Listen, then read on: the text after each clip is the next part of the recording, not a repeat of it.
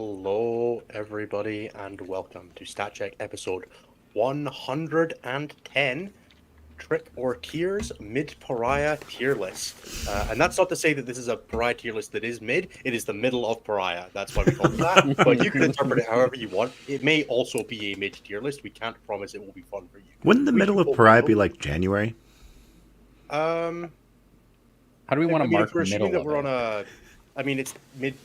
We're in the middle of it. It's fine. First Pariah tier list, whatever. I'm not renaming it. I hope everybody's doing well. I'm in it. I'm joined by Nathan and Jeremy. We are here to talk all things Warhammer. There's no Anthony this week because we're doing tier lists, and Anthony's brain explodes if he's exposed to a tier list. He has not received the Art of War inoculation yet, so we are going to keep rolling for the normal. How have you guys been? Is where we're going to start. Nathan, kick us off. How has your last week or so been? Oh man, my last week was great. I don't know. I still have not played much 40k, although I have two 40k games coming up like this week. So I'm playing into Grey Knights like twice, basically, for the Vibe Check League stuff, which will be fun as world leaders. Otherwise, not a lot going on over here. It's a pretty slow time for 40k over here, but I've been painting and kind of like cataloging everything that I've got in my giant gray pile of shame and trying to get through that by the end of the year. That's kind of it. Nothing terribly exciting. I'm sorry, everybody. You're just gonna have to make do with my life being boring. I would have talked about maybe like judging or something like that, but the GW Open was canceled because of a giant ass hurricane. Yeah. And we hope everybody stayed safe and is good, and Yes. all their families are safe and everything.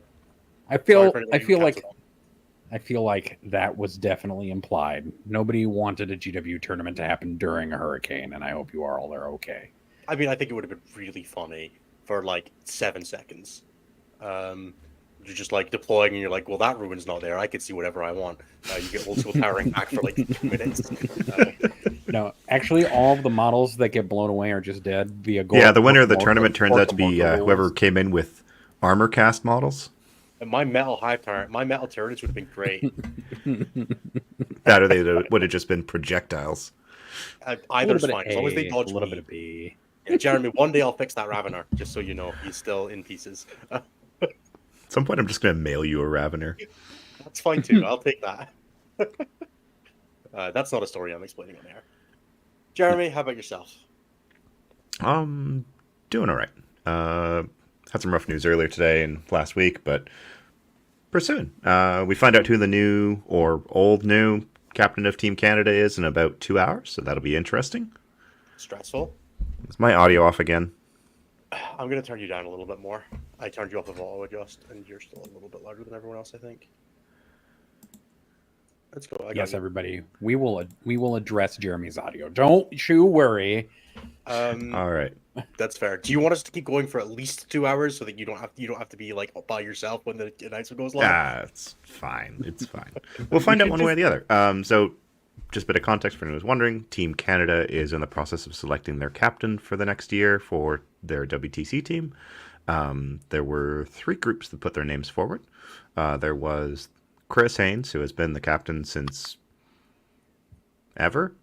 I don't remember the last. I don't think we've had another 40k captain at this point. I think he's been the captain since Fantasy. So, Typhus, I'm not doing it solo. So Chris is doing that along with Dickie, who was our head coach last year, and Nick, who is a friend of theirs, who was involved in the application process in the past. So Dickie's gonna be there if their group is chosen. Dickie would be their head coach, and Nick would be kind of an admin of sorts, kind of keeping them on track. Then we have John Winter Russell, fantastic player. Many of the cast have met him or know him over the years. Really nice guy. Runs a restaurant. Really cool restaurant in Montreal. So a lot of management experience there. That'll be interesting.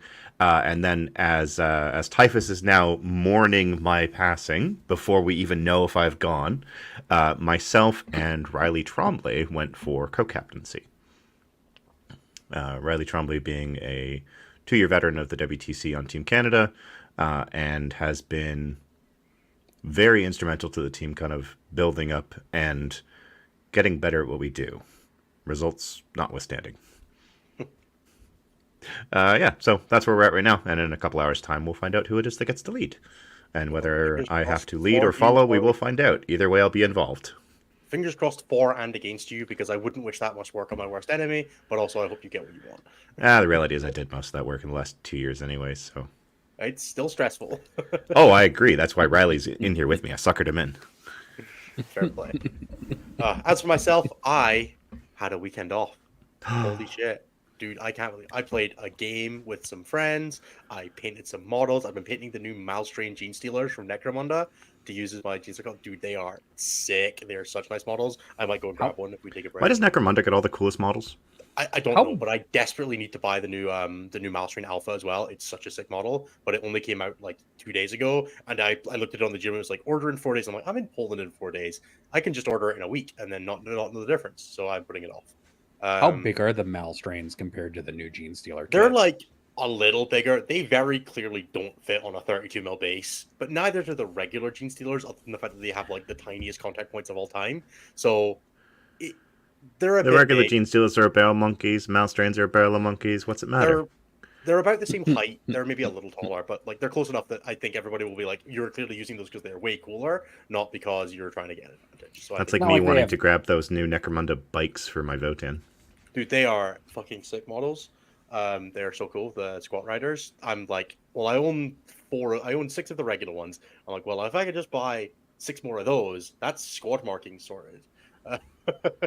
So, yeah, very much looking forward to it. It's gonna be great. So yeah, that's been. I'm going to Poland this weekend because there is no extra Yuri. So I fly on Friday morning. To London and then to Poland. Go and play in the Pariah Cup. Your audio is just kind of crapped out completely in this. Like, this is just... I had to look at you first, Jeremy, because I was like, man, am I just getting old? Is and everything hallucinating? Yeah, Okay, no, you it's seem to be fine You're now. better God, it never changes. I didn't Wow. touch anything. You It didn't. just stopped. Yeah, it just Okay. stopped. It just quit. It's okay. So anyway, I'm going to London and then Poland this weekend to go and play in the Power Nations Cup, which is on Tour de Keeper. People can see the list live. However, if the balance data slate drops in the next 2 days, we're using it. So Did you pack extra models? I have not packed anything yet. If the balance data slate drops, I will be going out to the garage and painting a lot on Thursday evening. Oh, I thought you were leaving before. No, I leave on Friday morning. Like my flight is Friday at like 5 a.m. So I will just all night it if I have to make my army legal. But yeah, our team is fucking awesome, as they always are for these things. It is Your team is wild. from the top. Myself, Brian Sipe, David Gaylord, Myson, Pumbaa, and Typhus, and Josh and Nathan Roberts. You gotta... It's fine. You It's do have to okay. make That's fun an okay of team. Nathan for his performance at the last team event he was at. No, I don't. He played. Dude, he made more money than we did that weekend. So Fair. turns out when you get to work when you're doing 40K, it's pretty good. So yeah, that's gonna be awesome. I'm really looking forward to doing that. I will try to do some recording when I'm there. I will see if I can fit my my new tripod that I did order for my phone into my hand luggage only, under seat luggage only, fitting my army in a really useful box and borrowing grid runners when I'm there. So I'll see if I can fit that in. But yeah, it'll be interesting. So yeah, I'm playing Gene Stealer for that. I'm playing Biosanctic because I needed to bring less vehicles. So that was a strong component part of it, which is why I'm painting Gene Stealers at the moment. So shout out to Danny Porter for being strong inspiration for that. Because he played it at LGT, did an episode on 6++ that was really good. So yeah, looking forward to it. With that said, we have exactly one thing that we're doing this week. That is Trick or Tiers. It's the mid-Pariah tier list. We're probably not going to do stats for the week because we're going to spend the entire episode talking about stats. But if there's any highlights that you guys want to bring up, now's the time to do it. Drakari are winning events again. Ah. But the third place faction by win rate and performance is the best one. It's Tyranids. Tyranids are the surprise. AdMech continues their reign of terror, apparently. They didn't win any events though. No, That's but the they had key like a, thing to what, remember. 65% win rate again? Yeah, all three of them. Pretty high. There were Three. three of them. I thought there were 3 13 of them. players. Maybe I was looking at last week. It says 3 in the thing that I'm looking at least.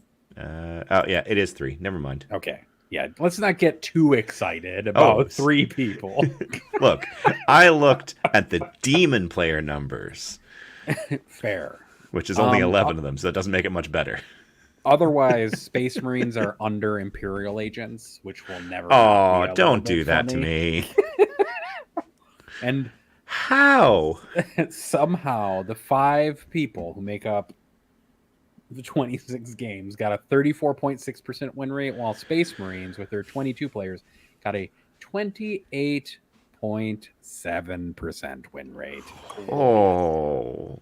And that's including the So, guy who went like 5-1 at BFS, isn't it? Oh no, am I yes, going it mad? No, includes sorry, that everybody. was Swedish Masters. Swedish Masters, the guy that went Mhm. 5-4-1. Yeah, and that wasn't included because it was, Wasn't I think included, it was despite the 16 fact it was a players. really cool event that you should definitely go and check out. The You coverage should. from And you should go on check out Vizsla. the coverage that they did on it, because that coverage was amazing. Yeah, Vizsla are doing fantastic work and are 100% somebody you should be paying attention to if you're at all interested in 40k coverage. Very much The so. stuff coming out of Sweden, they are one of the most competitive metas in the world, and they're not covered nearly enough by anybody, up to and including us. It's almost like when you get a former DreamHack producer in there that he knows what to do. Yeah, and it's like if you have the team that And- was the second best in the world this year. Maybe. Maybe. Just maybe. And You on, know, that, maybe. on that note, to make all Space Marines players sad, I will stop there and we can switch to the tier list. I have one more question. What's Oh. GST's win rate at right now? I closed it, Innes. I have it open. I can't find them. They were only 9 players and they had a 48% win rate. Guys, But they that's had- plus 10% on where we were. I'm so proud of you all. Yeah, I want to watch that. I mean, we have that because the Yeah. dashboard's been updated, but you can actually look at that trend of what You can happened see when you can and see when Eric picked started it up. playing it, and then you can see when I started playing it, and they're very different jumps in win rate. So Remember, Yep. 4-week lag time because it is yeah, but running Eric did averages. it- Yeah, but Eric did it like a month before I did. Here, we'll share my screen real quick just so we can do this, just so Um, people can see. Yeah, no, it's great. I have one thing to do on plugs before we move on to the tier list, and then we'll do the proper plugs later in the show. Here is the trend line for GSC across the whole edition. Jesus Um, Christ. So that- this is where things bottomed out during Pariah, essentially. And then here's the swing up since then. Is anyone else that wild of a swing? It's like that's not even like, it's a heel point turn. That's No, not that off doesn't the count. codex. That's just one dip. That was a nerf as well, right? All right, let me see if I can find another one. Jeez. That's a codex. Goddamn Never sisters. counts. Like you have to look at one that's not off the result of like a change, really, right? And I think GSC is probably the only one that really does that to the same degree. Custodians kind of do it, just not as magnified. Book, right? There's Leagues of Votan. That's when they get the change to having 4 units with. Remember they only got 1 unit at the start of the game. Yeah, and everything was so expensive, and they just no. And there's Drukari, who had 2. Yeah, Drukari sucked though. And then another dip. Yeah, That they're is terrible. All right, let's Okay. do the tier list. So I love how actually, balanced no, they are. I have 2 quick plugs to do. One, there's a new episode of Innis Reports available on the YouTube channel now. That's youtube.com/statcheck. If you want to hear me talk about our run at Champions Cup with Gene Star Cults and also how the team performed, you can find that on the YouTube channel now. I should hopefully be recording tomorrow the LGT episode, and then I have a bonus Iron Star episode that I'm going to try and crank out on Thursday so that I can release 3 pieces of content this week before I go to Pariah and catch up on where I am. So hopefully 2 more pieces of that this week. The other one, I was on Art of War. You can check out my episode with Nick Nanavati going through my run at LGT and Champions Cup with Gene Cult. So if you want to learn how to play Outlander Claw and do a bunch of stuff like that, you can check that out there. Really massive shout out to Nick for interviewing me. I think it was my 5th or 6th Art of War interview, which is a decent amount. I feel like I'm doing pretty well if I'm getting that many. So yeah, shout out to those guys for just being awesome. Also, the thumbnail on their 5 people playing against Imperial Knights video was both inspiring and incredibly depressing because wow, Imperial Knights are goddamn awful.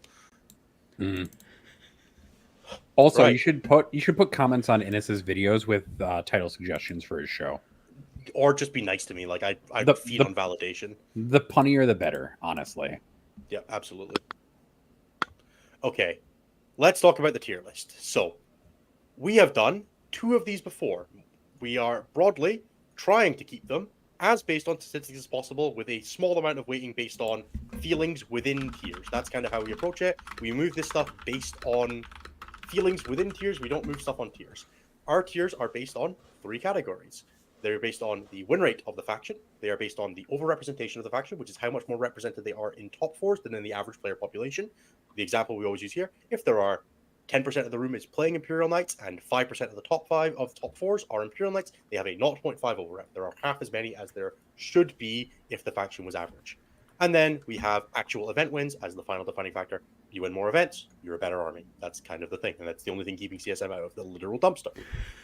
Now, They're still pretty close, though. The way we judge these things within tiers is we bracket them out. So things that are in, S through F, and then our additional bonus trash tier because we needed 7, are the top tier is things that are in the top 5 in multiple categories. The second tier is things that are top 5 in one category or top 10 in multiple categories. The third tier is things that are top 10 in at least one category. The C tier is things that are completely neutral. They are not in the top or the bottom 10. And then it's the inverse for the bottom. Bottom 10 in one or more categories, bottom 10 in 2 or more categories, or bottom 5 in 1. And then the final trash tier is for bottom 5 in multiple categories. If you are, for example, top 5 in one, bottom 5 in another, they cancel out. So it's effectively, a top 5 in a category is +3. And then if you're bottom 1 in one, that'll be -1. They'll cancel out. You'll be +2. You'll be in tier A, right? So you'll be the first one up. So it's effectively net neutral. If you're good in some things, bad in others, you'll weight towards the middle. If you're really good at 2 things, really bad at one thing, you'll be high, not like at the top. That's kind of the general weighting. So if you're first, and 26th, you would probably be A tier or B tier rather than S tier. That's kind of the general assumption. With the actual tier list itself, I've even been careful. Before we edited it, I have all of the labels down the side before we change to be the reactionary version. So you can see why we're weighting things as they are.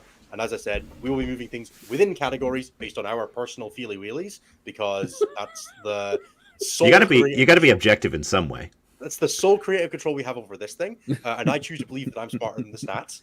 But whether that's true or not is completely up to your belief on my gene circle win rate or not. So with that, I am going to present the share screen. I share a window. I share this window. Share. Not the one with our spreadsheet that has all the rankings. 2 things. This is the tier list, the first one we did, which is the end of the middle of Leviathan tier list from February to April 2024. As we can see, we had Necrons and Sisters at the top. We had Space Marines, CSM, Tyranids, and Deathwatch at the bottom. Deathwatch will be gone for this tier list, replaced with Imperial Agents. Please be aware of that. And you can see everything else kind of filling in the middle. We then have the end of Leviathan tier list, which we did in the middle of June, where you can see our top tier is Orcs. That's going to change. This was before the Meganob changes. We have Space Wolves and Grey Knights, and then at the bottom we have Death Guard, Custodes, Adeptus Mechanicus, and Deathwatch, who probably won't move. Bringing up the middle, we have factions I would not have expected.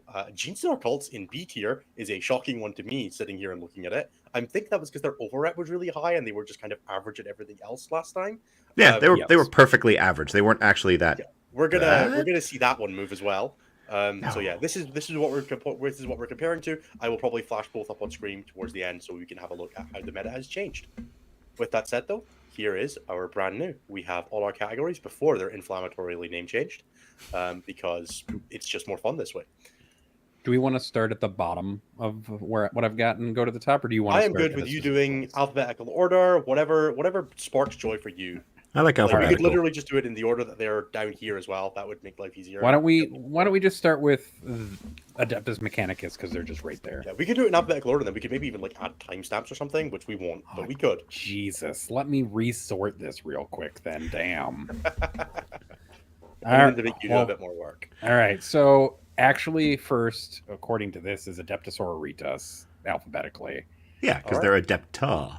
Because they're Adepta. Adeptus Sororitas, then. So they are number. Can you just put them in the top right now? I don't think we need to discuss that. Yeah, they are second. Just for posterity's sake, they are second by win rate, first in event wins, and third in overrep. So they are top 5 in all 3 of the categories. This is the end of this is the citing song of this metagame. Sure. Tell people the stats. Okay.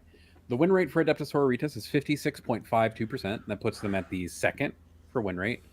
They have 20 event wins, which puts them in first place for event wins. And then they have a 1.63 for overrep, which ranks them third, with an average of 2 for their scores across categories. Yeah, they are top 5 in 3 categories, all 3 of them that we care about. That means they are probably going to be the top of S tier.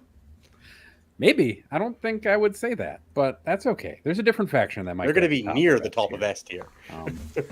Next one. We're going to need to add an extra tier above it for top in 3+ categories of broken tier. Maybe that's a thing we can do.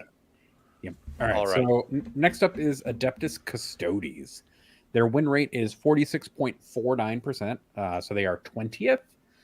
They have 3 event wins, which is 17th.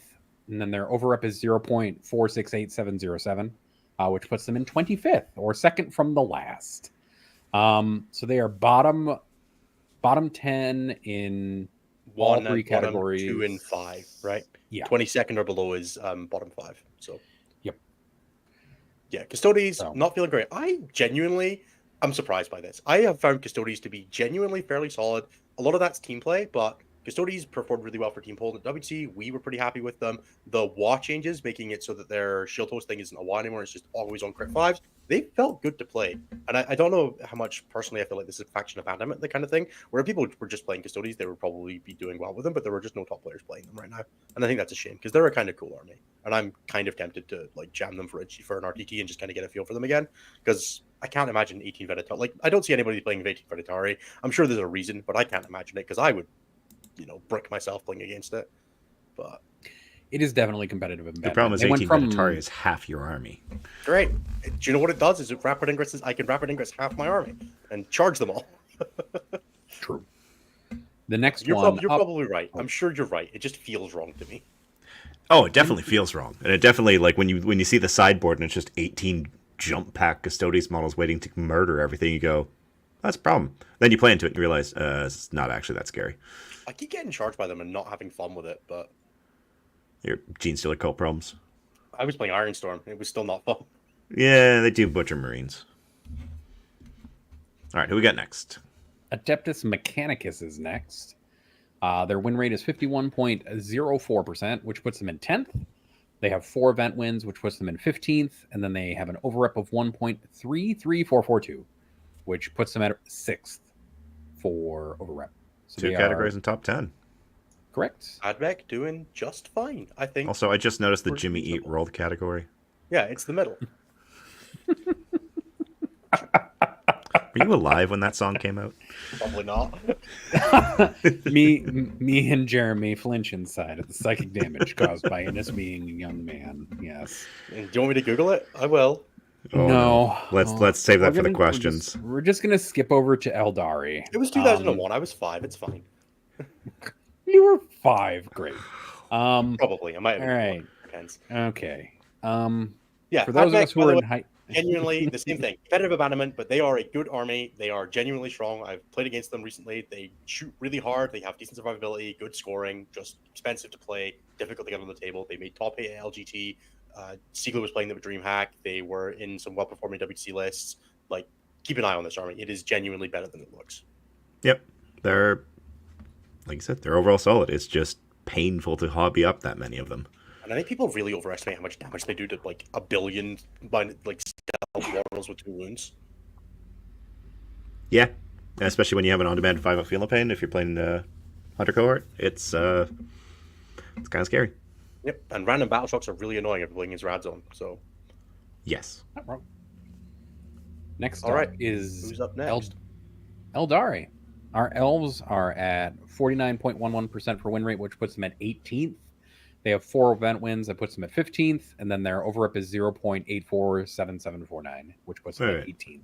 They have a 49.1% win rate, and that puts them at 18th? Pretty flat meta. It says. That's because that's a really flat meta. It is very flat, yes. It You is. guys know what they say. Flat is justice. So, Yep. So they I know they already deserve everything.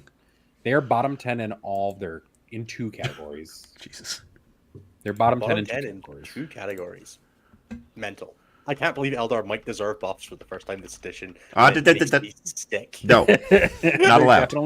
They're definitely gonna get. As long as they're buffing, like, if they want to buff like Asserman and like the stuff, like if it's a deity that it looks like Matt Laura would play, it can get buffs. Anything else, Banshees. Yeah.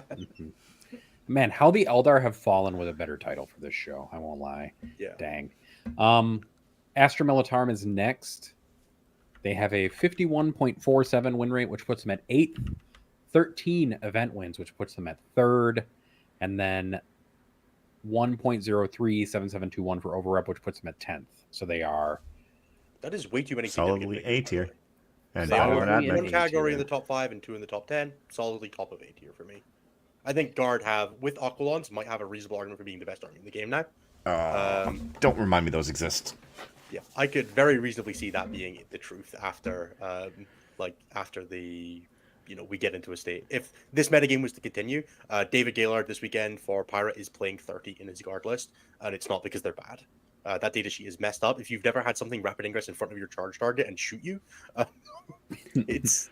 I watched that fun. happen to a World Leader player where he set up all of his charges, and the guard player ingressed, blocked 20 inches of the board with a single squad, and also killed the unit of jackals. Well, not fully, but killed 8 Hurt real jackals with bad, the flamer. Yeah. It's like, oh, you were planning on doing the secondary with them. No, you're not on the objective anymore. Coherency die. Yeah, it's brutal. It's such a stupid unit. I'm so upset by its existence. They could have We're any already one of seeing those a roles and it'd be... surge. And they regenerate. Great. Real fun. Well, one unit. Yeah, at least it's only once per game now. Yep. Can you imagine the recycling system of all of the Aquilons coming back all the time when they die? That's just Unending Swarm, but with extra steps now. I would like to see Guard die in the data slate. Just actually Bulgrin mostly, but there's Bulgrin especially need to die. That unit is infuriating for everyone to play into, even other guard players. Guard shouldn't have a good melee unit. It's just not a thing. All right, next who's up up, next, Nathan? Black Templars. Right, we should probably do all of the Space Marines in one go. So let's start with Black Templars. All right. Black Templars are at a 50% win rate exactly, which puts them at 15th. They have 5 event wins, which puts them at 13th, and then they have a 1.348131 for overrep, which puts them in 5th. One category top 10. Yeah, very respectable for Black Templars. Down Yes. No, was that not 5th for win rate? They were I guess it top is 5th 5 for win rate. and then 2 one category top 5, category or in bottom category. 10, and then They were one at a in the bottom middle. 10? What was it? Am I going Oh, I guess that's technically in the middle. There are 26 factions in the game. Yeah, it's 17th and below is bottom 10. Yeah. I think Black Templars are respectable. I put an event win up with Black Templars this Pariah Nexus with Ironstorm. I played them in LGT Invitational. I think Black Templars are really solid. I think Black Tide is obviously amazing. Olivia Weiss won the second biggest tournament now of the edition of the Pariah Nexus with them, War Masters. Obviously, winning War Masters, very, very respectable, very strong army. I would imagine that they're just good. They also have good answers to some of the guard stuff. Killing a Poker Squad with 2 Gladiator Reapers was fantastic. I had great fun. Just remove them. Do not pass go. Do not collect $200. Yeah, for sure. Black Templars, big fan. If they don't change a ton, I will continue playing Ironstorm for my easy RTTs because it's great fun. All right, Blood Angels. Blood Angels. So this 51. is the Siren Song of Blood Angels because this is the last of the old book. We will be going into the new book coming forward. Tell me about it. 51.81% win rate, which puts them in 5th.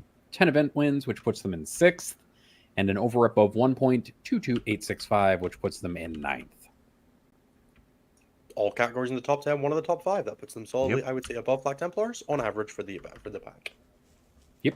Dark Angels. Blood Angels consistently have been very good, very exciting faction.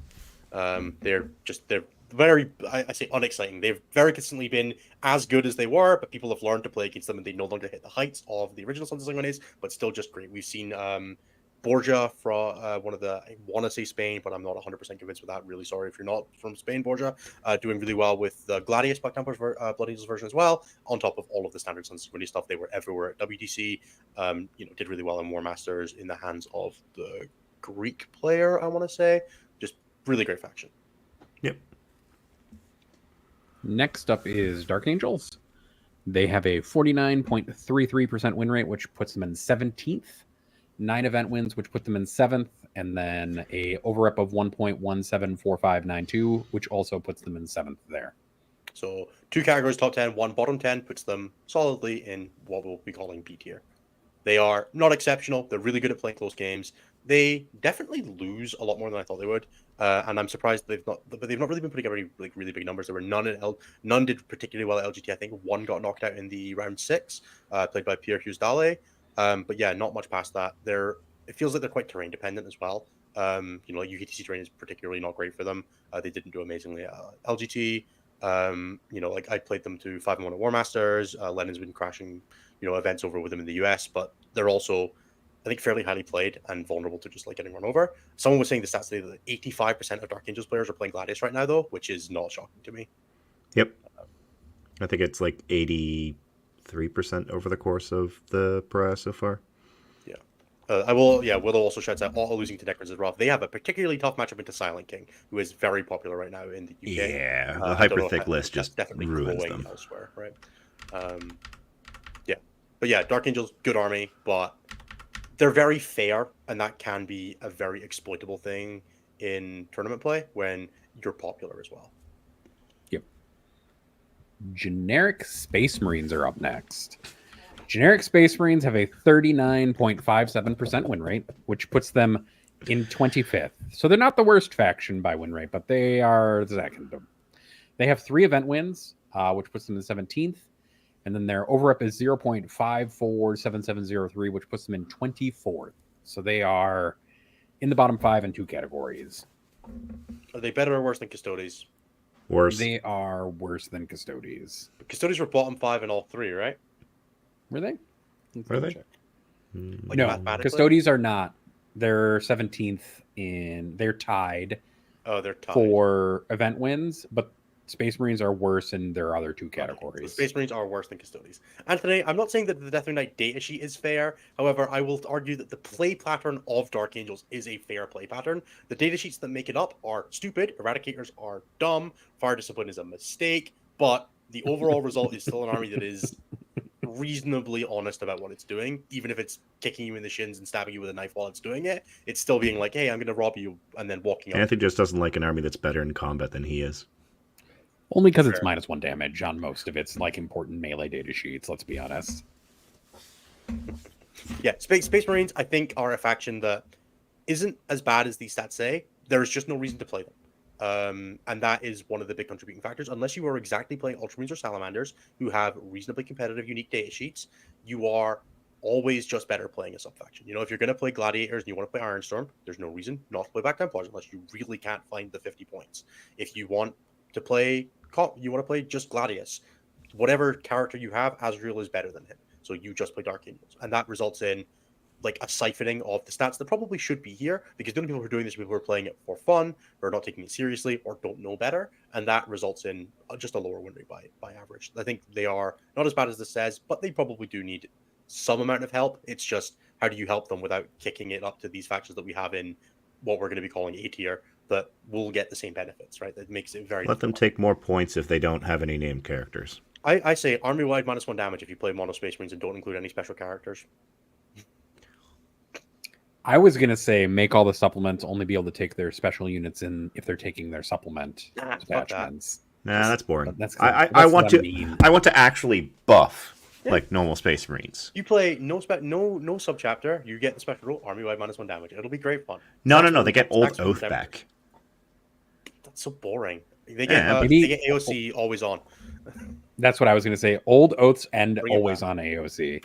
Okay, now we're...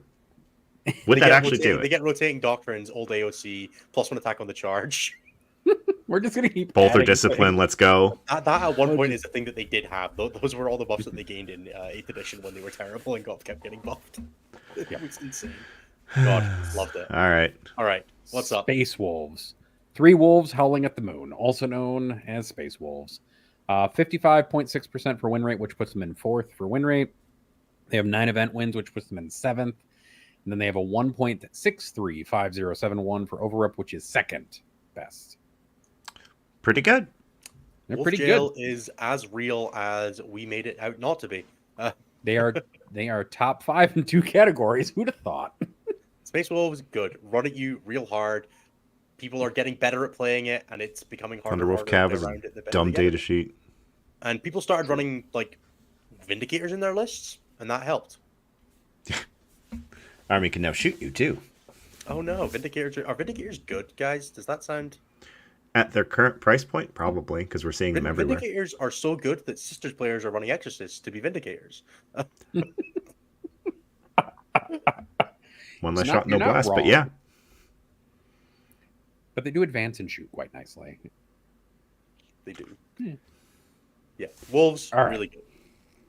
That is all the Space Marines.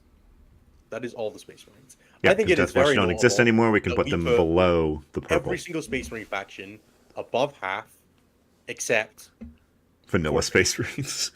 which is, and like every single one of those is using unique data sheets, right? Like, don't get me wrong, they're all better, but it can't be that much better.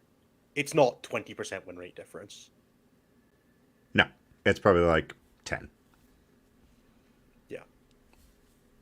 All right, let's kick it off. What's next? Chaos Demons. Oh A god, this army belies 51 belief. This army is really funny. 51.42 for win rate gives them a 9th.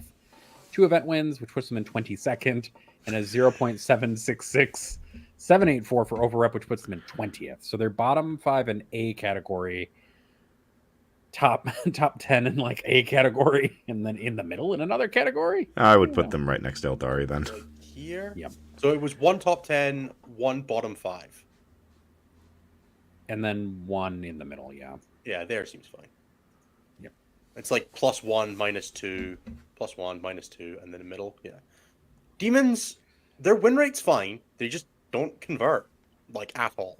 And obviously our metric really rewards conversion to event wins and top 4s. But they're really good at going X and 1, X and 2 pretty consistently. You know, my old joke is demons win about as much as you pass a 4 up invulnerable save, which is 50%. Because that is really, they are even more the custodians. They are the coin flip army. Yeah. And it is brutal to play against, but yeah. Demons. Chaos Knights. Oh, sorry, Ines. Did you have more to say about our Chaos Demons? Nerf Endless Gift. Make Lessers go to 20s again. Lester's going to 20s would actually kind of be nice and might make... The problem with Demons is that, like, their data sheets are kind of good. The characters are kind of interesting, but there's so little reason to attach a character to a unit other than, like, exactly Bloodletters, because the unit's just not worth buffing. Like, you can give Plague Bearers some hit rerolls or +1 OC, but, like, it's not really making them do anything different, whereas a 20-man suddenly becomes interesting.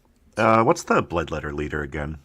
Bloodmaster or Skulltaker. They're both Skulltaker's pretty good. Skulltaker leading a 10-man. Skulltaker slams, do not get me wrong, but like 20-man Demonettes with Celeste would actually be kind of cool. Celeste has the worst wording in the world.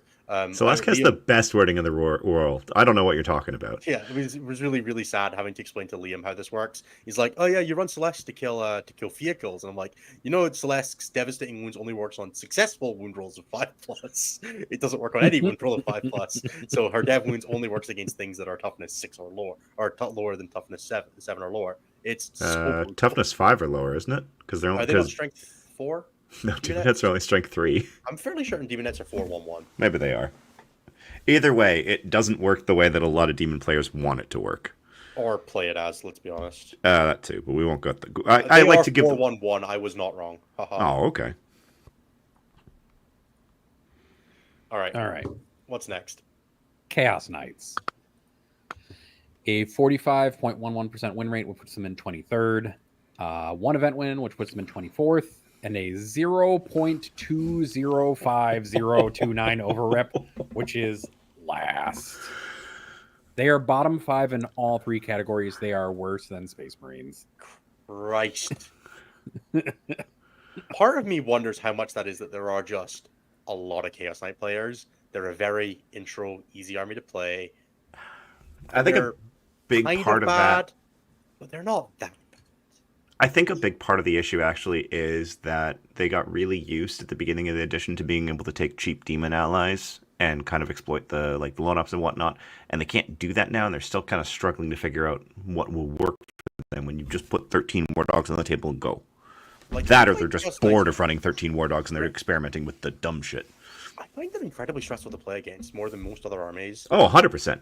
But yeah, they do just get kind of stat checked. I feel like whenever I fill out a teams matrix, everybody has 15+ into Chaos Knights. So usually, yeah. But man, poor Chaos Knights. Also, don't buff them, just at all. Also, don't. It's true. I mean, these numbers say buff them. Yeah, but I'm saying don't. I'm using, we can add that extra privilege. We can move things within tiers. I'm going to move them to the tier of bad but don't buff down to the far right. Okay, it's a pity you can't actually put something there.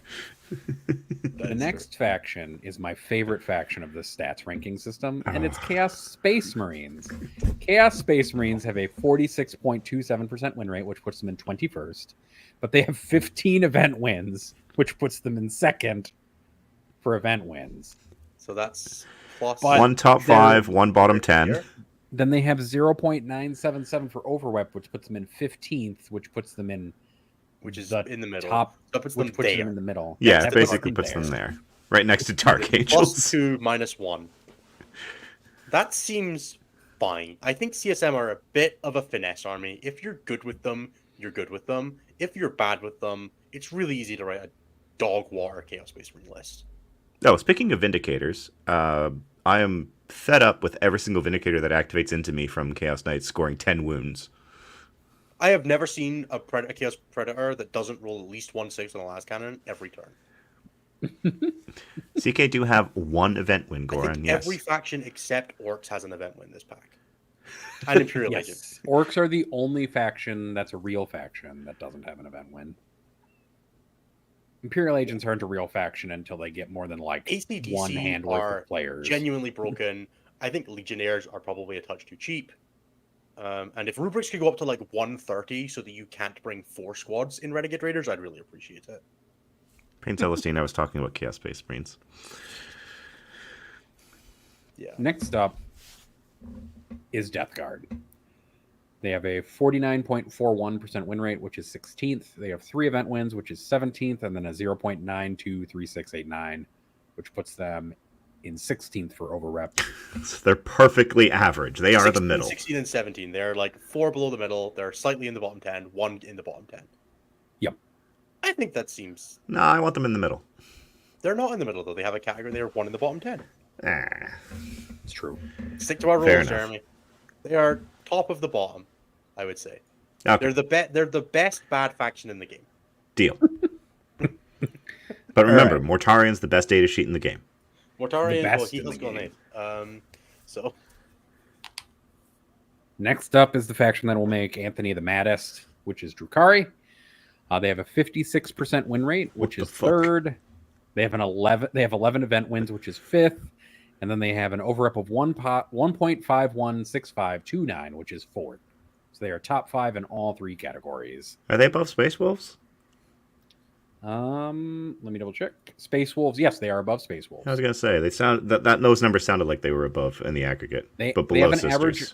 They have an average of 4 for placement, and Space Wolves have an average of 4.33 that Close for their enough. rankings. hurts me to my core. I don't understand. I am more scared of 400 points of Drukhari in a Yanari army than 2,000 points of Drukhari. Like, if you put 3 Scourge squads in a Yanari army, and we're like, I have these 3 Scourge squads, and you're like, you can play against those 3 Scourge squads in Yanari, or you can play against 2,000 points of Drukhari, I'd play against the 2,000 points of Drukhari and be happier for it. Look, I don't know what to tell you. I don't understand how I an don't get army it. made of actual paper survives as well as Drukhari do. Well, they're But it's- glass cannons, like they were intended to be. I don't get it. I truly Hmm. don't. Like, I know. understand conceptually that Drukhari are quite good at beating. Like, this is They beat up on Marines, maybe that's why? A stat that I think we have. What is the average event size and average elo of the events Drukhari wins? I can get you that at That would another be- time, but we if should you had check asked that. ahead of time, I'd have That would it. be interesting to track that. Yeah, well, I didn't think of it until just now when this upset me. So, I think that would be interesting to track. Well, they've Average won size how of many event, events? what the 11? Average They've event size and won- average elo events. Like, what's All the right. biggest event 11. you've won? Yeah. I will be back. Okay. We can come. We'll come Let's back. circle back to this later. No, All like right. while we're talking, I'm just gonna go fiddle with So spreadsheets. this army Yeah. is very clearly strong. Void Ravens are quite good. Beast Packs are very good. They do pretty decent damage. Scourges are a fucked up data sheet. Just straight up and down, from top to bottom, Scourges are wrong and should not exist. I don't understand why you can run Dark Lances on pro things that fire and fade for free. But I Lilith and just really Lilith don't get Hespex it, is man. pretty good. Hesperex is great. I think individually, all the components of a Drakari list, I look at and I'm like, that is a perfectly reasonable data sheet. And I look at the army and I go, this is ass. That's fair.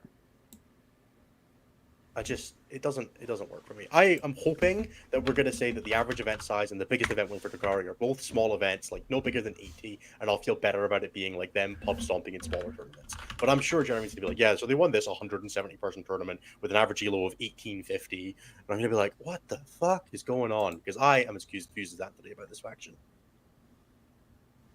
I don't think I've played a game this pack that's been easier than my games against Drakari. But Skari won something, so yes, that's true. Skari has won things with the Drakari. Not here. Skari is not one of those people that has won a GT in Pariah. Dang, Skari, you're letting me down. I know. Other Canadians have, but he hasn't. Skari, you're letting me down even more now. I'm so let down, Skari. Overlord Skari of the Necrons was correct. No longer Archon Skari, apparently. Been demoted maybe to Drakon Skari. All right, I actually have the 11 wins. This is actually kind of interesting.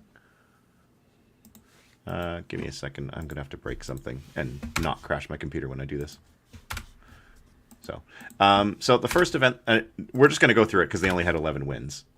So the first win that they won was the second weekend of Pariah. They actually won 2 in the same weekend.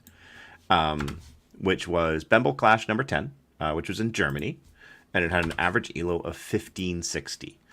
So by comparison, the average elo for most events is in the 1520 to 1530 range. So this was actually a fairly skilled event.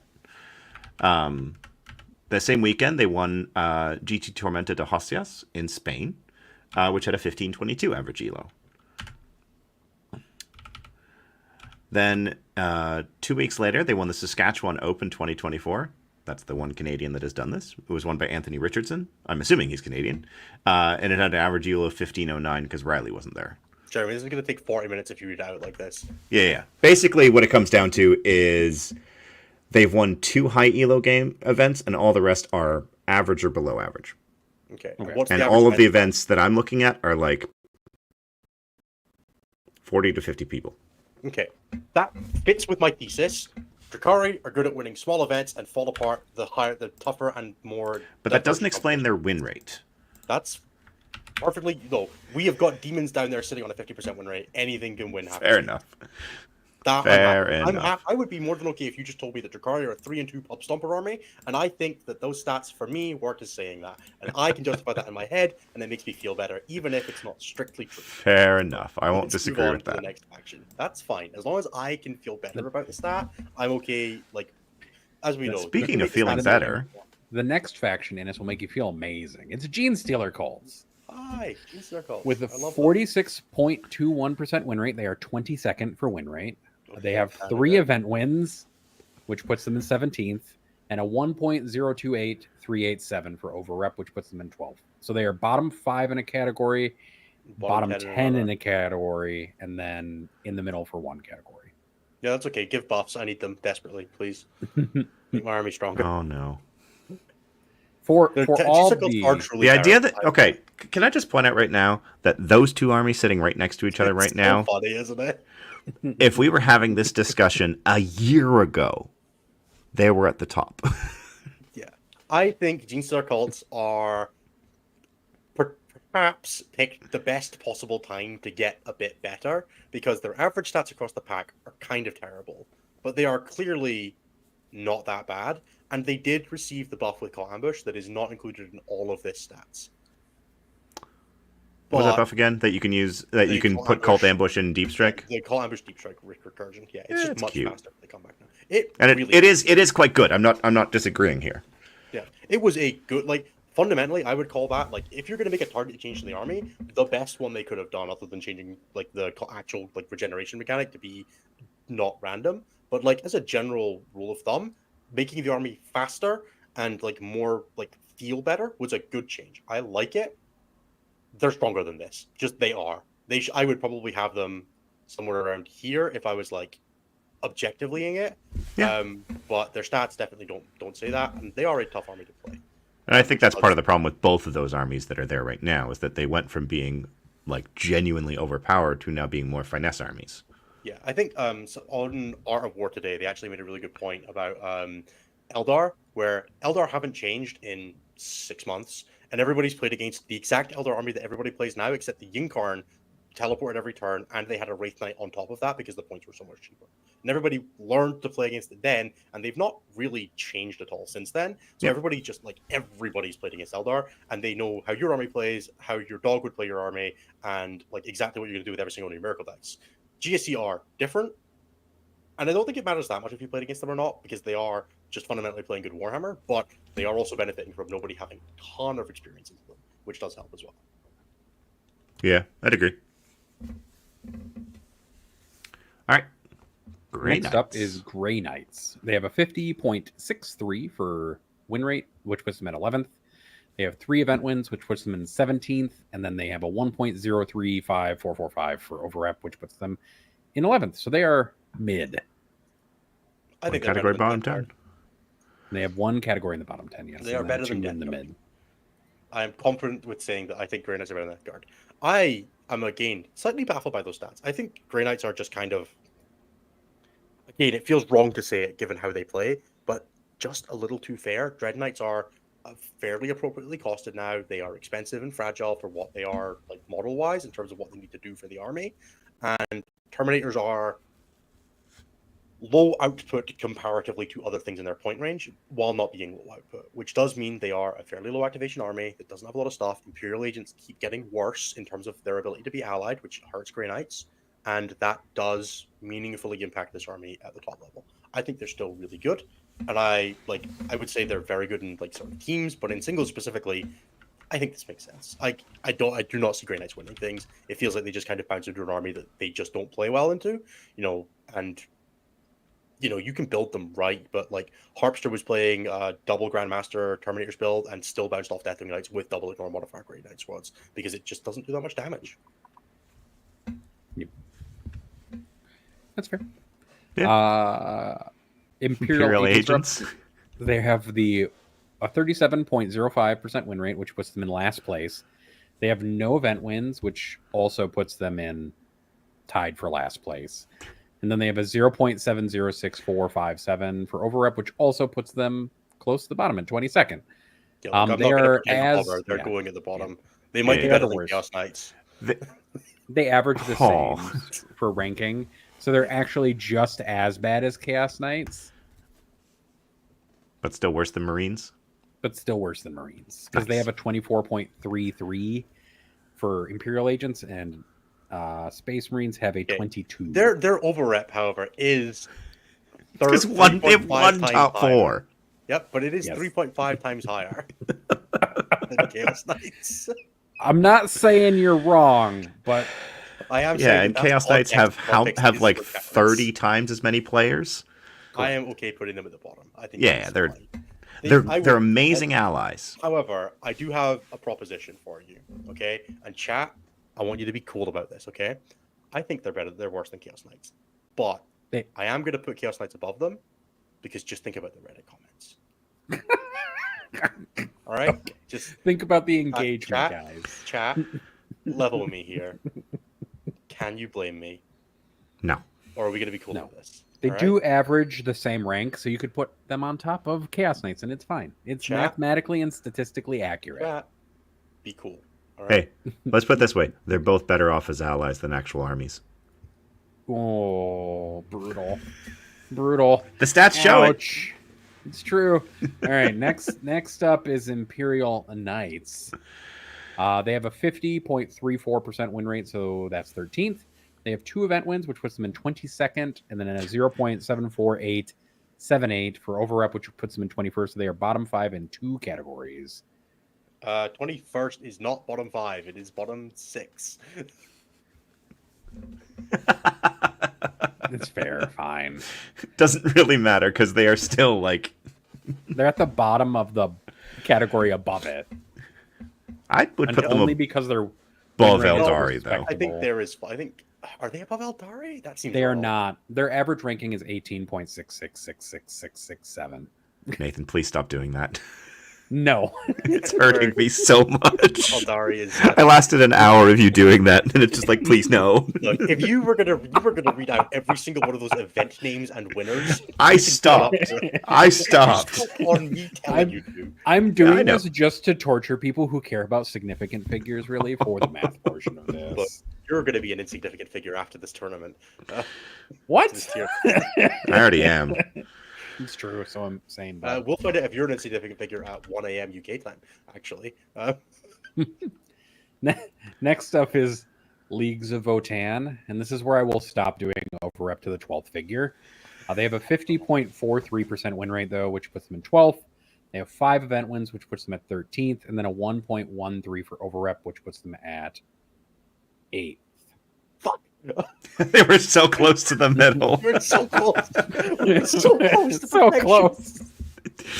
They have an average rank of 11. All right, Votan. So they are better you're than Chaos all right. Space You're Marines. doing just They're- fine. After having played them They're better for than- like 20 games leading up to Chance Cup and Chance Cup, they're perfectly fair. They're not like amazing. Jaegers are way too cheap, by the way. Jaegers are too cheap. I would argue that reactive reprisal should require you to kill a model in the target unit, but that's not changing anytime soon. God, I hate that thing on land fortresses. Oh, that thing on Land Fort is so fun. I left one on 2 wounds and then fired a full Ridge Runner squad and lost my Ridge Runners. Just like, what? So here's a question. Do you think that they're better than Chaos Space Marines? No. They are by No, they're average worse rank. than Chaos Space Marines. No, I don't think Okay. so. I'm exercising my right to put them below because Chaos Space Marines have Fair. won like three of the 5 biggest events of the year. With Yeah, Nova Chaos Space Marines have and- won twice as many, 3 Nova times as and many LGT? events. Three times as many. Yeah, no, Chaos Space. Then even when you compare like the representation, they're less than 2 times that of Votan. So they are better than Votan. There you go. Yeah. Realistically, I think Chaos Space Marines should be up a tier just based on, but the stats obviously don't allow us to do that. Ah. Correct. Look, I think the Liam VSL, because you have to think about it, all right, guys? Okay, hear me out again.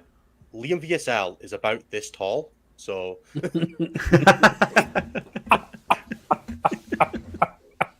True. Yeah, but how does that explain Death Guard down there? Those are his feet. He has grenade. Those are his feet. Those are his feet. So we'll put them above each other like this, and then we'll leave No. a gap across the middle. Put, So put that's- that back. Put things back. Put them back. Put those That's what back. Liam is, here to here. Fine. We'll put Fair. thousands on That's directly fair. above. We're not there yet. Razorek, to answer this question, because it does come up very often, a stats that represents the amount of win per capita, that's basically what Overrep ends up doing. Overrep looks at the top 4s with respect to their overall population in the larger meta, whereas event wins are more of a like discrete, this is just how often this army can win events. Yep. If you normalize both of them, then we basically would only ever use one of those stats, because then we're really doubling up. All right. All right. Necrons are next. They have a 51.7% win rate, which is 7th. They have 8 event wins, which puts them in 9th. And then they have an overrep of 1.02, which is 13th. Yeah, 2 in top 10. I think Two in top Necrons is 10. perfectly reasonable for Necrons. Hyperthick is a really solid build. Most other things have kind of fallen off. Awakened Dynasty is still doing well, especially among experienced and experienced Necron pilots who are still playing it from the olden days. The reanimation strategy is still really goddamn annoying, and Wraiths with stealth give me the fear. But overall, I think they're not winning the biggest things. Those lists are sometimes a little volatile. But like Hypercrypt has been, I think this edition, Hypercrypt is probably the thing I have lost the most to across all of my games in tournaments. I think it's just a really, really good Nerf army. secret missions. Nerf secret missions, and I don't even know what I would like. I don't think you can. Like, the problem with Hypercrypt is that it benefits too much from units being cheap. I personally, and this is just pure fan wish listing, each unit should only be able to be picked up once per game. That's what I would like to see. With Hypercrypt phasing. Ooh. But I don't think that's. Can you ever imagine the happen. tracking on that, though? Yeah, it'd be awful. Or like, don't let them do it turn 1. No, that Oh. monolith got picked up turn 1. This monolith is getting picked up turn 2. Yeah, no, it would be awful. But I truly despise Hypercrypt. And obviously, part of that is based on the fact that I have lost to it the most of anything this edition, including Eldar, but it's still a very frustrating army to play against. It feels like so much of the game. I spent a lot of time talking about this, but like, you can choose to build a list that's good at going first or good at going second. You can choose to opt into whatever you want. Bring your Votan, bring your Warriors, bring your Scout, bring your Infiltrators. You can't make your opponent's list do that. And Hypercrypt just always makes the game come down partly to the coin flip of first or second turn because it's just so much better at going second. You can't build a list that overcomes that advantage in Hypercrypt outside of like extreme skews that are really just good into it on default. And that's really frustrating. So, all right. That's my next piece. up is I hate Hypercrypt. Next up is Orcs. Orcs have a 43.55% win rate, which is 24th. They are the only one of two factions with 0 event wins. The only real faction with 0 event wins, which puts them in last. And then they have a 0.59 for overrep, which puts them in 23rd. They are actually ranked better than Chaos Knights and Imperial Agents on average with a 24, but they are terrible. I love how they're worse than Space Marines. Yeah, they probably are. And they managed to finish second at LGT. I think Orcs are a tough faction to play. The WA is really not good in the way that it works right now.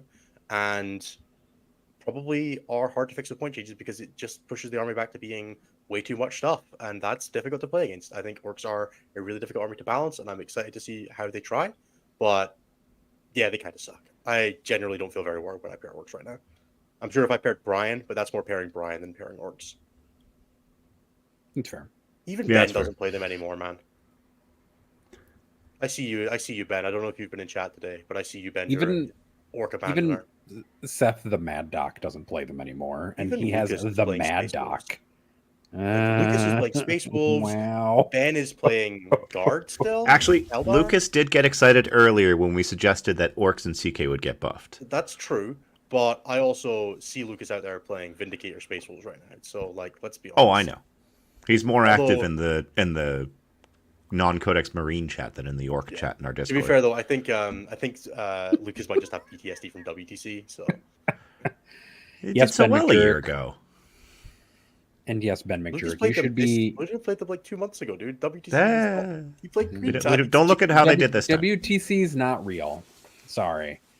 WTC is not real. Yeah, Ben's been on T-Suns for teams. For teams. Yes, sure, So, tell you Exalted what, Sorcerer. play them McJurk. at LVO then, Ben, all right?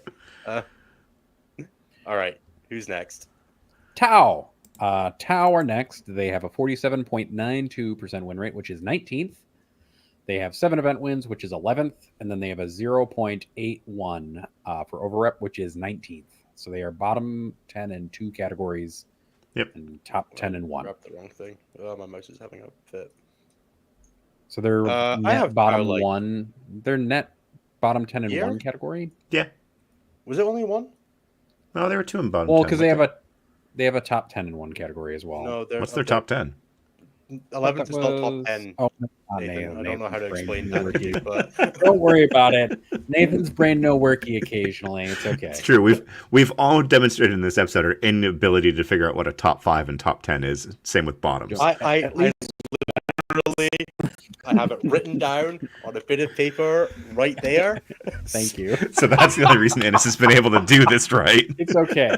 I was definitely looking at it in a very different way than that, and my brain just managed to visualize it at that moment. All right, let's skip over literally Tau sat there, I completely. was I don't like, want to I am talk not- about them at all. How are shooty? They're fast gun good, as the eponymous Anthony likes to say. They have a ton of build diversity. It's really easy to build a list that's like very responsive. We've seen players like Kyle Grundy currently topping the ITC playing Tau. They are doing perfectly fine. But I think is the big Don't but. play Kroot. They basically have 3 detachments.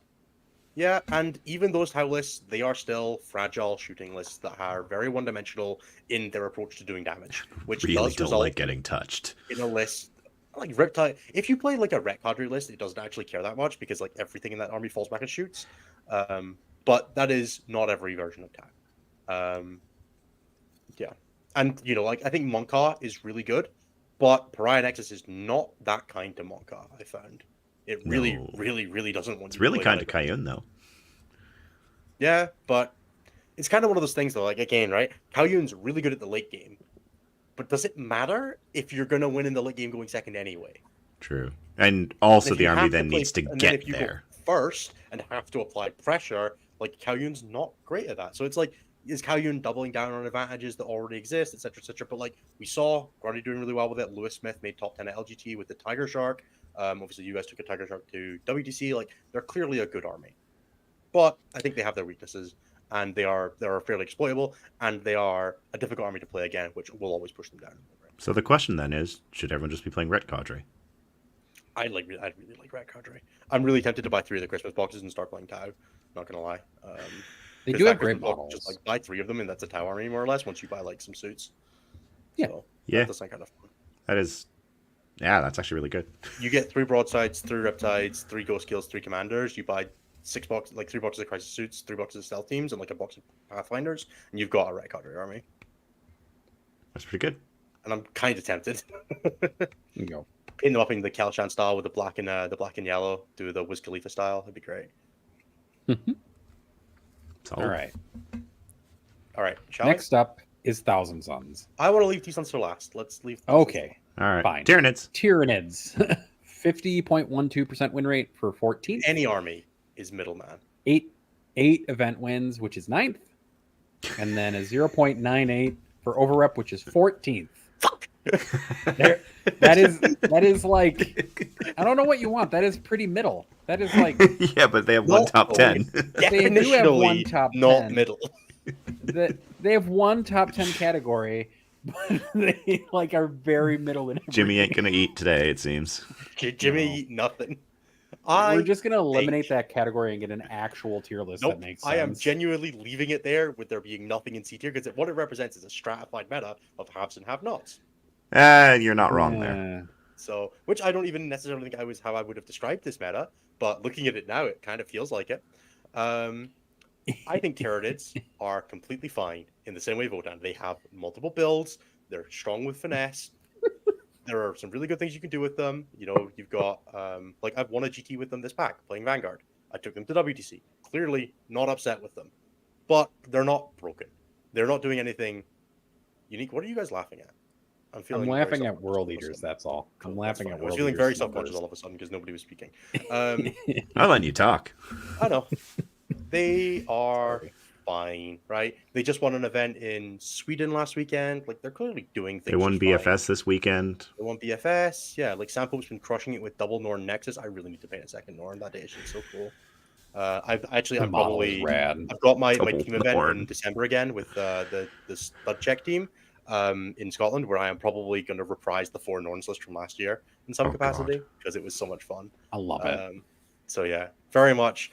I feel like Tyranids, the buff +1 strength to Synapse, and then the other like small changes they got, smacked Pretty bang, good. perfectly, completely reasonable army. Very, very happy with them. So Ninja I Grey. think World Eaters has the funniest numbers because they have. Please tell me they're going to be in the middle. They By are being, like, they are Top in 10 the one middle. category, bottom 10 in another. and You middle are in you're another. there, Innes. You're on the. All right, let's you're go. on- that's why I giggled. They have a 51.75% win rate, which is 6th. They have 7 event wins, which is 11th, and then they have a 0.848 or a 0.85 for overup, which is 17th. So that's top 10 in one category, bottom 10 in one category, and perfectly average. So World Eaters are the perfect army, is what you're saying. Yes, World Eaters are the Jimmy Eat World Eaters.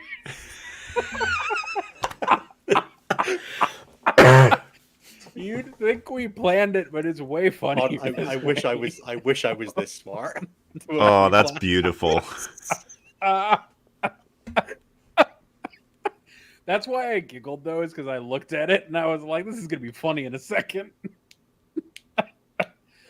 World Eaters are great. I have World Eaters on my paint desk right now, and I'm painting them up because they are a fucking blast to play. They're an army with great offensive capabilities that will bounce off of -1 damage harder than anything else in the planet. Yeah, you basically have Angron as your answer to that. Yeah. And the regular 8-round sergeant. Come on. Eh. Yes, man. I It's really just the vanilla faction.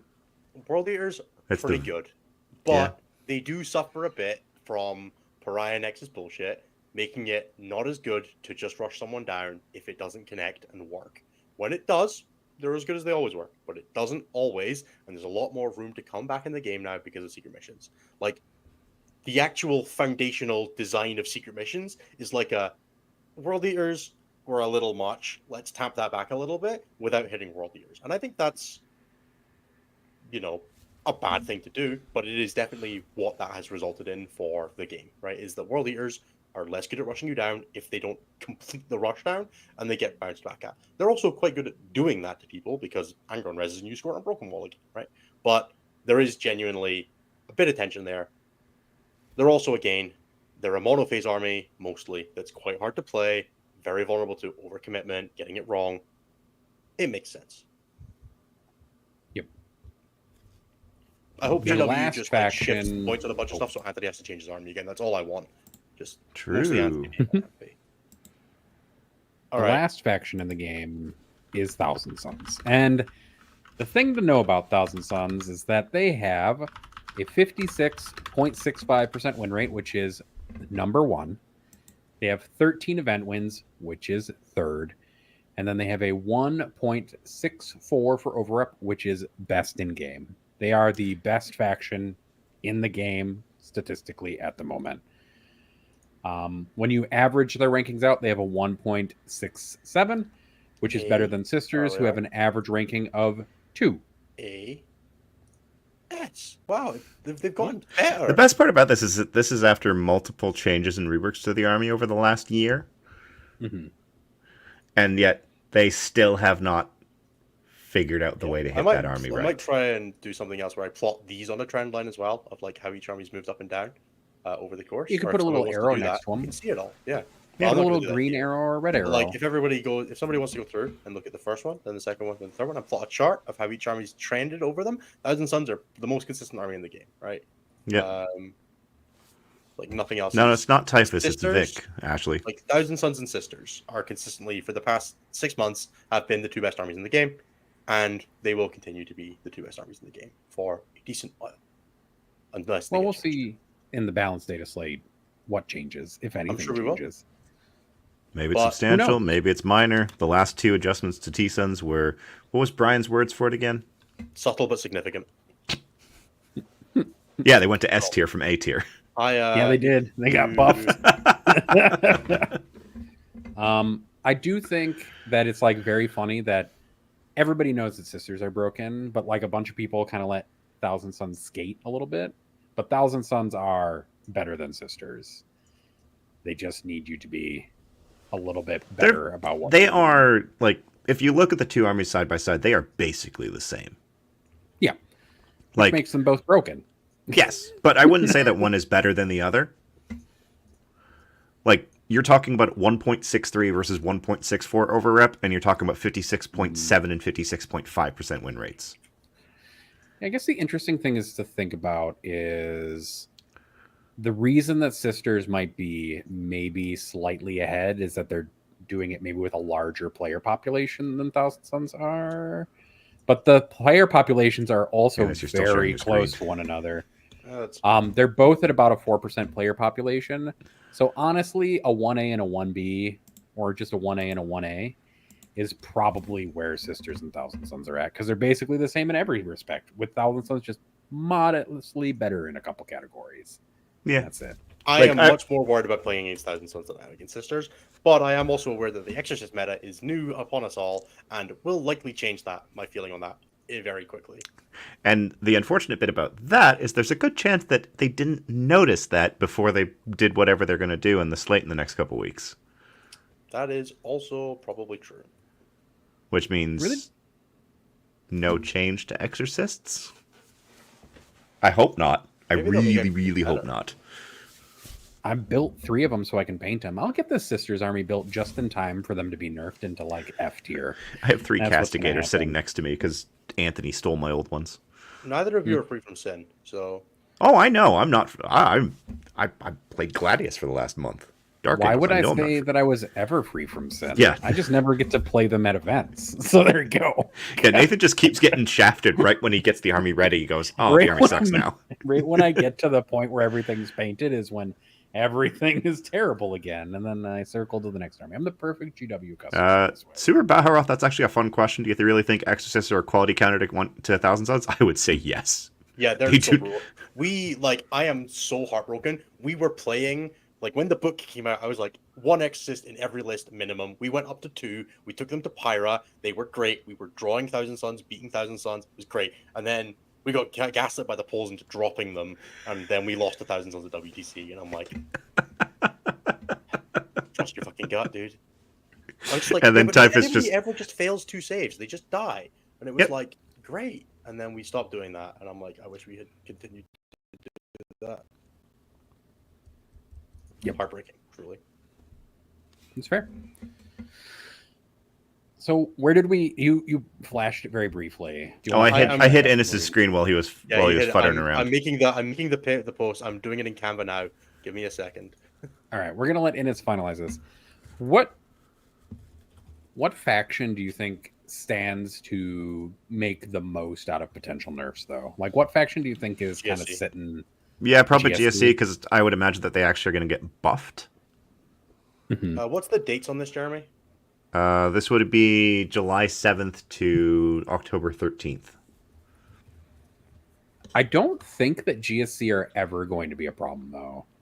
Like a substantial one. Did For a reason, mind you. And I think it's the same reason why we're not going to see Adeptus Mechanicus crop up as much of a problem Look, again. dude, I don't That know army if you is- remember the olden days of GSC. It is I do well not. within range. it is, yeah. It's fair. I Muscle don't Beach remember again? the days of Muscle Beach being good.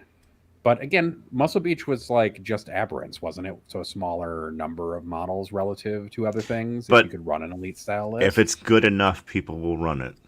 That's fair. And there's just- a fairly substantial number of GSC armies sitting around from the end of 9th, beginning of 10th, that basically can make the current list. Like the Thuris's nobody- list that basically stood the test of time through both Nephilim and Arcs of Omen. I believe in the GSC apocalypse. Yeah, and it's kind of I've put it on the table. It's a fun army to play. GSC? Yeah, Oh, it's so much fun. It's a really, really cool army. like Genuinely? AdMech is painful to play because you're constantly checking for your buff ranges and making sure things are located properly, and then you have redundancy on things. And then GSC is kind of like, They're definitely like, there are parts of it that are difficult to do, but it is like difficult execution, not difficult mechanically, right? That's the nice part. yes, Like the mechanics of GSC are not that complicated. Mhm. I don't know. I guess I always am a little speculative because I've never seen that army get above like 1.2% representation in the meta. Just like never. GSC they're But- 1.4 for the last 3 months. Over a dozen players. There you go. Let's do it that way. At one time. I just like don't see that faction creeping up past like one of the lower brackets for representation. But That's fair. I do think there's one really good super chatted question as well, which is from Super Baharoth, which is the best Baharoth apparently. Which is any tips for any tips for fighting 1,000 Suns with Marines? Any chapter is fine.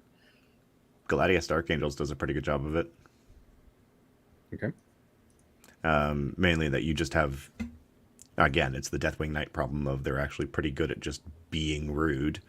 But also, I actually played into them this weekend, so an RTT, and I just basically said, I'm going to slam 15 Deathwing Knights into you turn 3, and you'll kill 2 units of them, and the last unit will go steal your home.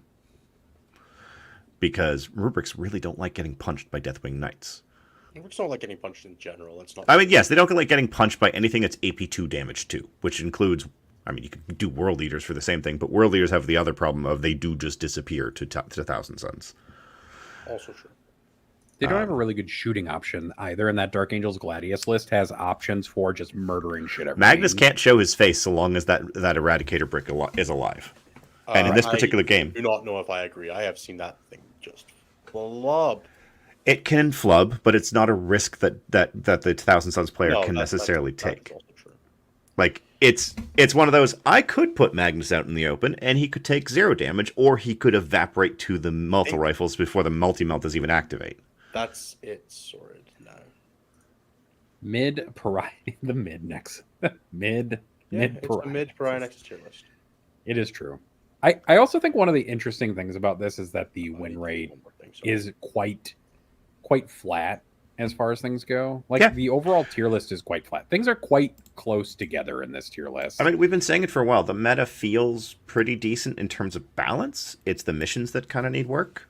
It's a meta where mostly you should just play the thing that sparks joy for you, because the differences between the top and the bottom are not that high. Yeah, there are definitely differences. You will find it easier if you're playing one of the best factions, but it is not so big a difference that you cannot get above it by being a faction expert, as I think events like LGT showed. Right, that should be able to I'd agree. I think it also points to the fact that there's more than win rate that needs to be balanced within the armies or looked at. Yeah, I think there's a degree of like the things that would be interesting changing for the factions are internal balance as much as external balance, right? Like it would be nice to see some of the factions at the bottom get a bit of a buff, some of the factions at the top get hit down a little bit, but mostly internal balance within factions make armies closer, make them more interesting. Yeah. And like it would be nice to see the meta shuffle up a little bit and not feel like it's the same things at the top as it has been all edition. But until we get more detachments, I just don't think that's super likely. Yeah, which I guess whenever Eldari come out, we'll get that. Or Guard, whichever one's first. Was it Guard? It was Guard, Eldari, and Imperial Knights they said was coming in the winter. Eldari, Imperial Knights, and Guard, yeah. Yeah, and then Chaos Knights shortly thereafter, I would imagine, because they usually like double releasing those armies.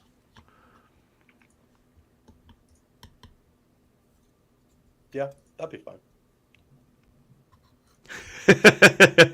Brian, where are orcs?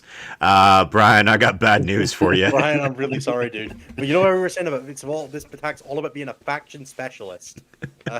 Here's a hint: they're one of the 5 factions that's cut off at the bottom of the screen. It's not cut off. They're there. They don't deserve to have their full icon on screen.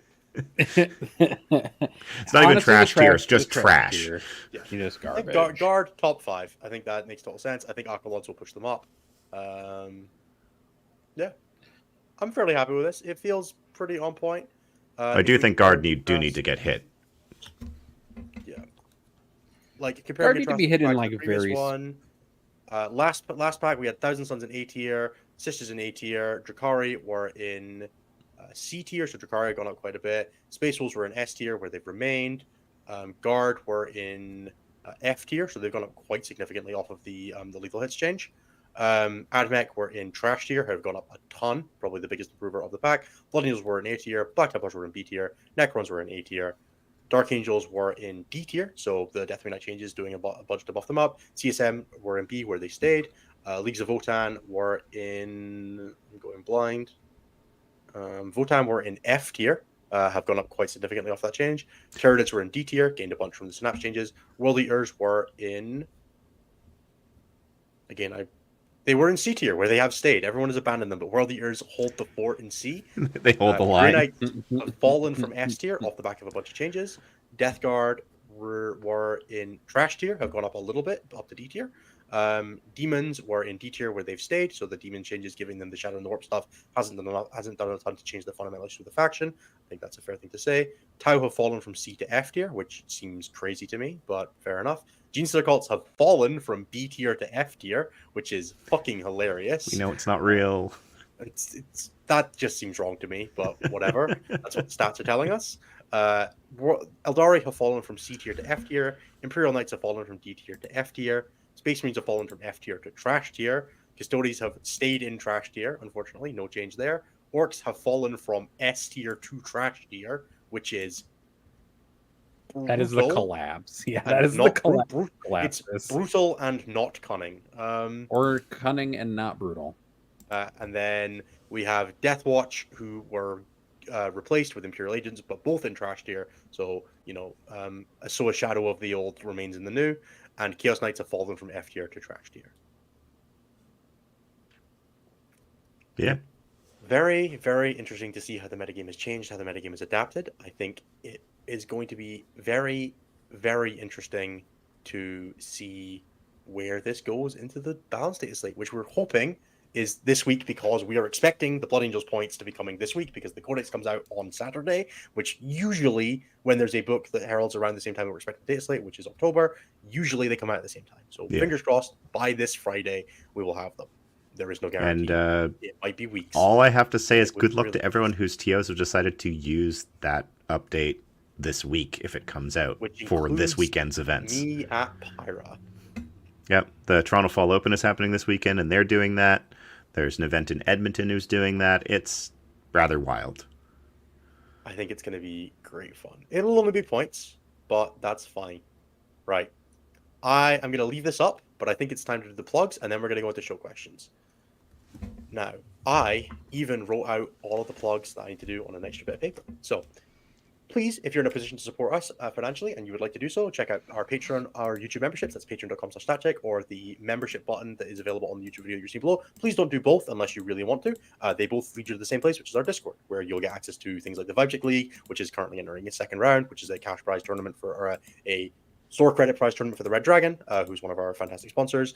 All that kind of stuff, as well as just being able to chat with us, see our list in advance, talk to us about tournaments, or just bully Nathan on the internet, which is always a fun thing to do. Check out patreon.com/statcheck or the Ukraine membership below. If you would like to support us and you're not able to do so, please remember to like, comment, subscribe to the videos, go and watch the other shows on the network. That's End of the Matrix, Champions of 40k, Take All Comers, and all of the various things that I'm doing that come under a bunch of different headlines, like Beyond the Basics and In This Report's Name to Be Determined. It really helps us out with discoverability and making sure we're able to continue bringing you guys all the content you want. We'll be back with this in 3 months, and if there's a data slate this week, we'll probably have a reaction show that day or the day after, just depending on how schedules work out. My evenings are free on Wednesday and Thursday, but not Friday. So if it's out Wednesday or Thursday, I'll be there. If it's Friday, it'll be someone else. We'll see how that goes. Again, I was on Art of War. I just released a new episode of Indus Reports. Please go and check both of those out on Art of War and our YouTube respectively.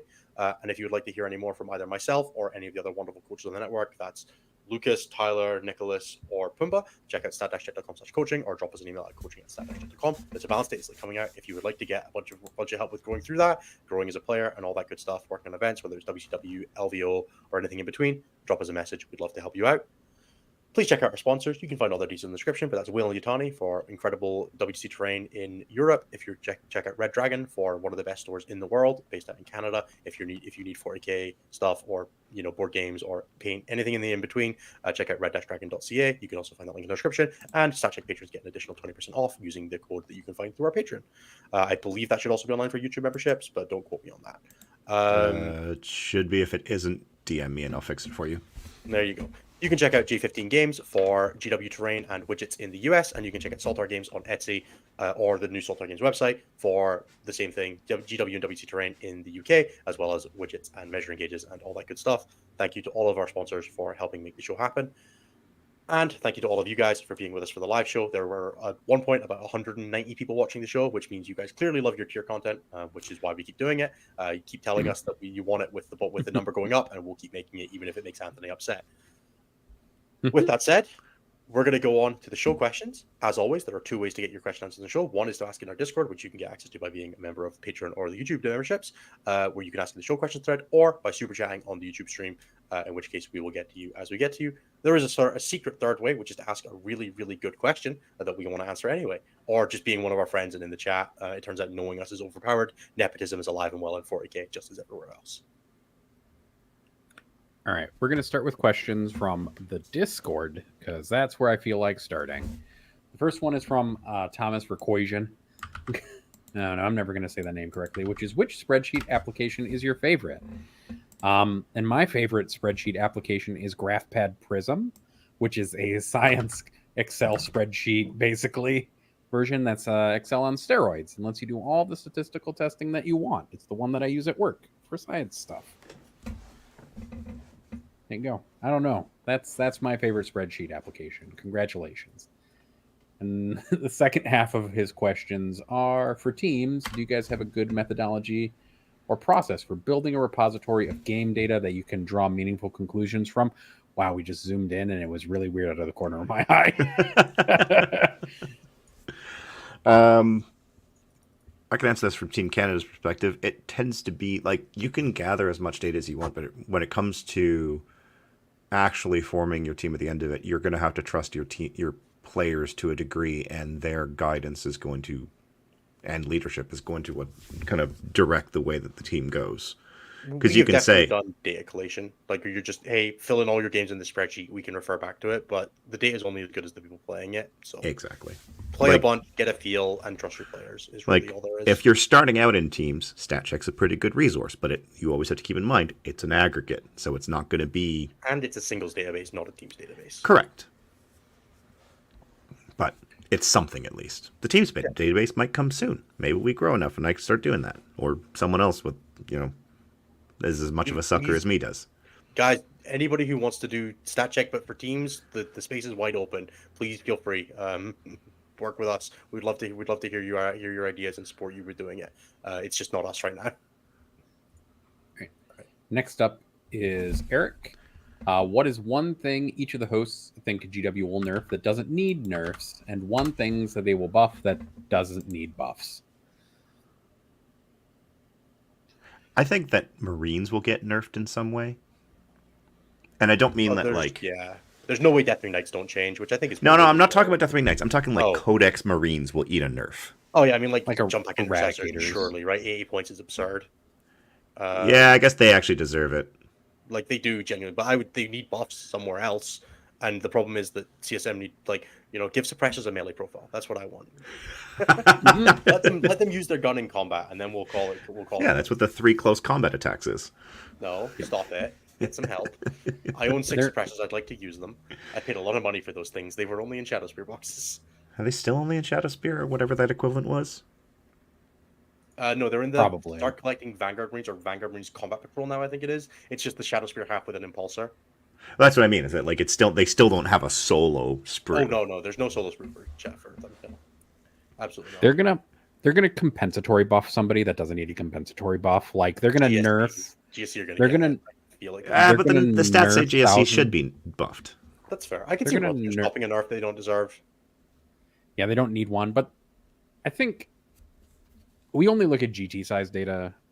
If somebody looks at RTT data, things get wild.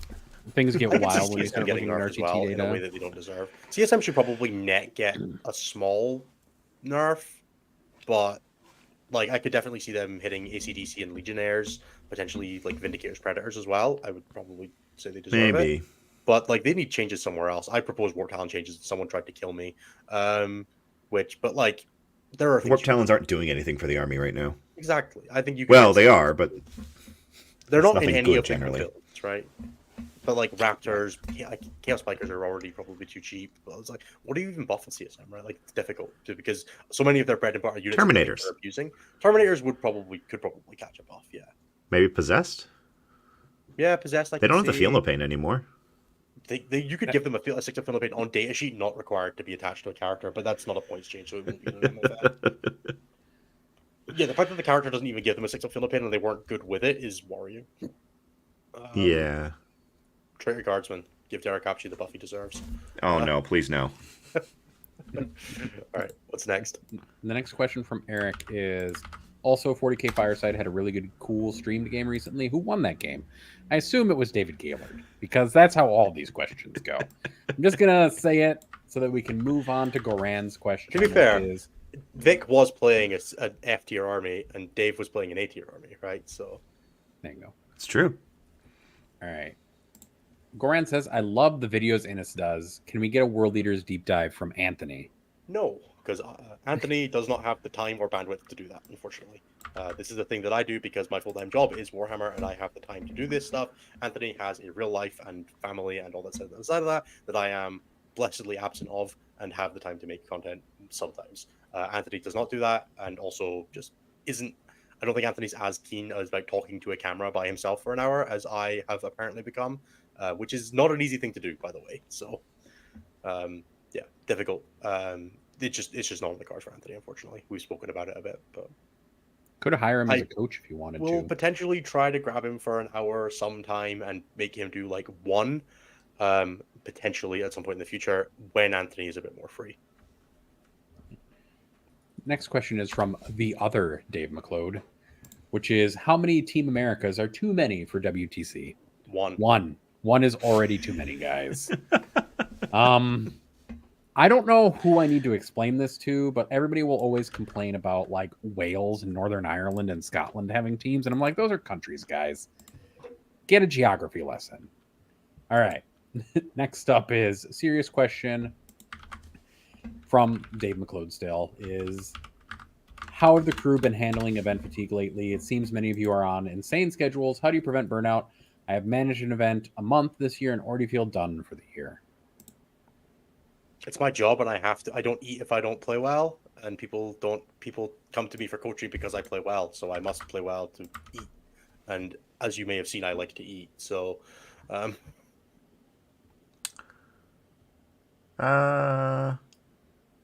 Yeah. I also just like playing 40k. That's another part of it. That's the big thing for me. As long as I continue enjoying it, I'll keep doing it at this pace. I'm taking a bit of a break, so to speak, in that I'm not traveling until WCW, and then I don't really have anything scheduled for till WTC if I go. So I also don't have any other friends outside of 40k, which really does help with the like wanting to play 40k. yeah, that's things. kind of naturally happened when you play play this much. So it's like I don't have any other friends anymore. Like even the people that I'll just go for a beer with are 40k people now. So yep, I'm like, when is the last time I spoke to someone from uni? I only graduated like mid-COVID. It wasn't that long. 4 years. Sorry. So graduated from uni. Ow. I was talking about first year, and that was almost 20 years ago now. I got delayed. I took 2 years out, so it's not quite the same. But I'm 2 years out, but that's from grad school, so that doesn't count either. Honestly, like burning out, if you feel yourself burning out on events, you just have to take a break. Like it's okay to take a break from 40k unless you're Innis who needs to put food on his table using 40k, in which case you're not allowed to take a break. Fun, not the outcome of the event being fun. I enjoy going to 40k tournaments, and they're how I eat food. Yep, that's a good combination. There right? you go. It is okay to also doing them. Just stop it. You don't need to go. You can have a well-rounded life and have friends outside of 40k as well. Those are things you're allowed to have. You can find another hobby to take up other time as well. Those are things you're allowed to do. I got into Magic so that I had a second hobby. Oh. that's not a good one, and that is not. Don't take Innis's. Take up D&D or something that involves talking to another person. Like Magic doesn't involve talking to another person, Innis, and you cannot convince me otherwise. Yeah, that's the point. You have to talk to your opponent in 40k. There's rules in Magic that actually you can follow, and just tells you how to play the game. You just kind of keep flipping cards and pointing and grunting. True. I try to do them with tactical cards, but okay. Swan Tom Bomb has a question, which is, what are each host's favorite Chaos gods? I think Khorne is a good one. Khorne's a great Chaos god. I like playing Tzeentch the most, but Khorne has my favorite models. Yep. I think Nurgle has the best models, actually, but Khorne is my favorite Chaos god. No. The Death Guard... Blood Crusher's clear every Great. other Chaos data sheet for me. The Metal Rhinos are the best. Nathan, am I lagging or is Nathan lagging? Nathan's lagging. Oh, that's fine. Wow. Mine rubber banded so hard. Big I went Khorne from is telling you Death to Guard stop. has like the best range to Big Khorne is telling me to stop talking about. Angron is my favorite model that I'm painting though, by far. Is a great model. Yeah, I have way too much PTSD from Plague Bear, so I don't think I could ever like Nurgle. For me, it's probably Slanesh just because the Hedonites models are so nice. Age of Sigmar has better Chaos models than... Oh, 100%. Bring like does. all of them over to 40k. I don't know what GW's not doing. Yeah, then the paired Keepers of Secrets from Age of Sigmar are great models. Bring over Sigvald too. I don't care how you do it. The Demon Prince conversion for every Slanesh player ever. But he's so good. It's true. He's a great All model. All right, next one up is from Keaton B, which is, which faction placing is the most surprising? Which is the most upsetting or exciting as a certified hater / fan of said faction? I'm so happy GSC is probably the most surprising. I think Innis was about to say GSC for totally different reasons. No, I said Eldar being as low as they are makes me super happy. Custodes is the most surprising for me. It's wild to me that they're in trash. The army's so much better. I have not struggled into Custodes once in the last like 8 months, so that didn't surprise me at all. What did surprise me actually was CK being that low. Yeah, that's also fair. Mhm. And I I'm think constantly baffled by Drakari being as high as they are. But Yeah. I'm diagnosing that as a skill issue, so that's fine. I think CK is the one that's most surprising to me. I usually expect them to be around where Imperial Knights are, just for the most part, because they aren't really that different in my brain. All right. Luke G has the next question, which is inspired by the most recent Art of War Down Under episode. What are some bad/terrible units you'd like to see relatively big points drops on to make them viable? Innes had mentioned normal Terminators in the past for Space Marines as an example. I think normal No. Terminators should actually get damage buffs. They're probably fine pointed. But why do they hit on 3s, guys? I don't get it. They're Terminators. No, they hit on 2s when they hit their oath target. They used to ignore mods against their oath target. That was way cooler. Yeah, no, it still does. Deathwing Terminators. Great. That's a data sheet that exists. Norn Assimilators. Is that the one without the invuln? Yes. Yeah, it can go down probably. It kind of sucks. Isn't it still more 200. expensive It'd still be than the bad. Emissary? I Isn't think it more expensive now than the cheaper. Emissary right now? I think it is cheaper now, but Norn. Kelly Hosing is the best option. Drop Slanesh Chariot points to force people to actually assemble that model. I think that would cause people to rage It quit is the hobby. still 15 points more expensive than the Norn Emissary, yes. It doesn't make any sense. And like the that Norn it's more Emissary got its expensive. field pain against Dev Wounds back, which actually like makes it kind of playable. Like Sample's been doing well with them. I don't think the Emissary needs points drops. I would like a couple of points drops. It's like it's the same price as 2 Exocrines. That's kind of hard to justify for me. Yeah. But I could see the Emissary going down a few points, not a ton, but a few points would feel okay to me. But the Assimilator is 290, and it is absurd. That and is buff it expensive. to toughness. I also think it should be toughness 12, just on face value, but it's brutal. It's the same toughness as a Maliceptor, and it doesn't have an invul, Yeah. and it's 100 points more expensive. But I want to see how much of a points drop it would require for the obelisk to be playable. That's all from Necrons. How much of a points drop would it take? What does it Dude, do, you don't anyways? unit. It's one of the few data sheets I actually don't know what it does. it's like a weird anti-fly aura, and then Tesla spheres. Okay, so That's basically bad. all it is. It's bad. I want to see how low you had to drop Reavers for Yeah, people at to the start start of taking your them. opponent's movement phase, select one enemy unit with an 18 invisible until the end of the turn. Until the end of the turn. Oh, end of your opponent's movement phase. It's fine. Start your opponent's movement phase. Half the move characteristic models in the unit, and have advanced and charge rules with that. So it's a 1,000 Sun sorcerer, and then if it flies on a 4+, anytime it starts or ends any type of move on a 4 up, it takes D3 more. So if it like moves, charges, consolidates, etc., So it takes D3 more wounds on a 4 up. It is equipped with 4 Tesla spheres, which is 24 shots across 4 guns at 701 anti-fly 4+ sustained hits 2, which is kind of respectable. It's toughness 13, 2 up armor save, no invulnerable save, 24 wounds, 8 OC, and it is 325 points. 50 points cheaper than a monolith. Great. I think you could make that thing. I think if that thing was Sure, 100, Jeremy. you would play it for the wound count and the Tesla guns. But more than that, it's probably never seen play. I think That's all I can think of. At some point, it hits the table because it's a big block of model that's really annoying to 3-inch deep strike or kill off an objective with AOC. Yeah. But it is not good. It's not. But like, if you make that thing cheap enough, it's a pain in the ass in Hypercrypt. So I think that's dangerous. True. Mephiston, points down. Let's go. Yep. Whatever he is. And Sanguinary Guard, so I can feel good about buying some. Does that come back? No, 30, they need to go 30 up. points per model. 30 points a model. There you go. 55 25. points a model. Higher than the 25. Codex. 25 and we have a deal. No. 5 points a model. 25, Make they a go to -1 T2 and have 1 wound. I'm minus one Free damage. free if you take Dante. All right, cool. All right. Steven doesn't have a question, I don't think, but it is very nice. Jeremy H is up Jeremy H is up next, which is, it seems like everyone is playing Outlander Yeah, Claw Steven, right thank now. you for being nice to us, but we can't. That's not a question, Steven. Yeah. Jeremy H asks, in your opinion, what other army lists / archetypes are being slept on by the competitive scene right now going into the slate? They started off with GSC. I don't know if you want to go with GSC first. Custodes. Sure. I don't think they're getting slept on. I think there's a Custodes build out there. I'm sure there is. And I'm really tempted to try and find a GT to take them to now that's like local, but there are none until the end of the year now. So I'm really annoyed. But I think I could win a GT with Custodes. I feel like I could. think they're better than people think they are. I don't disagree with you. I think Custodies are a really weird army where Wardens are still a good data sheet. Like, it's not like Wardens suddenly became bad. I wonder They're if there's just- a spot where you're meant to just go like hyper MSU, no wardens, like 3 squads of 3 or 3 squads of 3 Venatari, 3 squads of 2 Aquilon of the Terminators, and just like go full MSU bullshit with it because they all kill shit.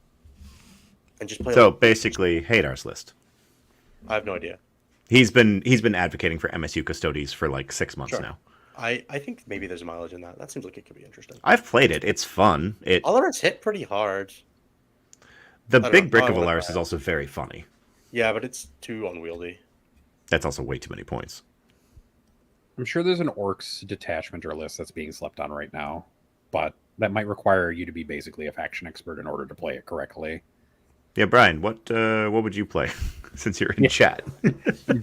Brian, what would you do? What Orc detachment is being slept on, Brian? Since he is now the war boss. Yeah. We'll see if he comes up with something in a little bit because we're on like a slight time delay. Yeah, Frank it's also has coming up to 1 a.m. and I would like to go to bed. So Yep. no.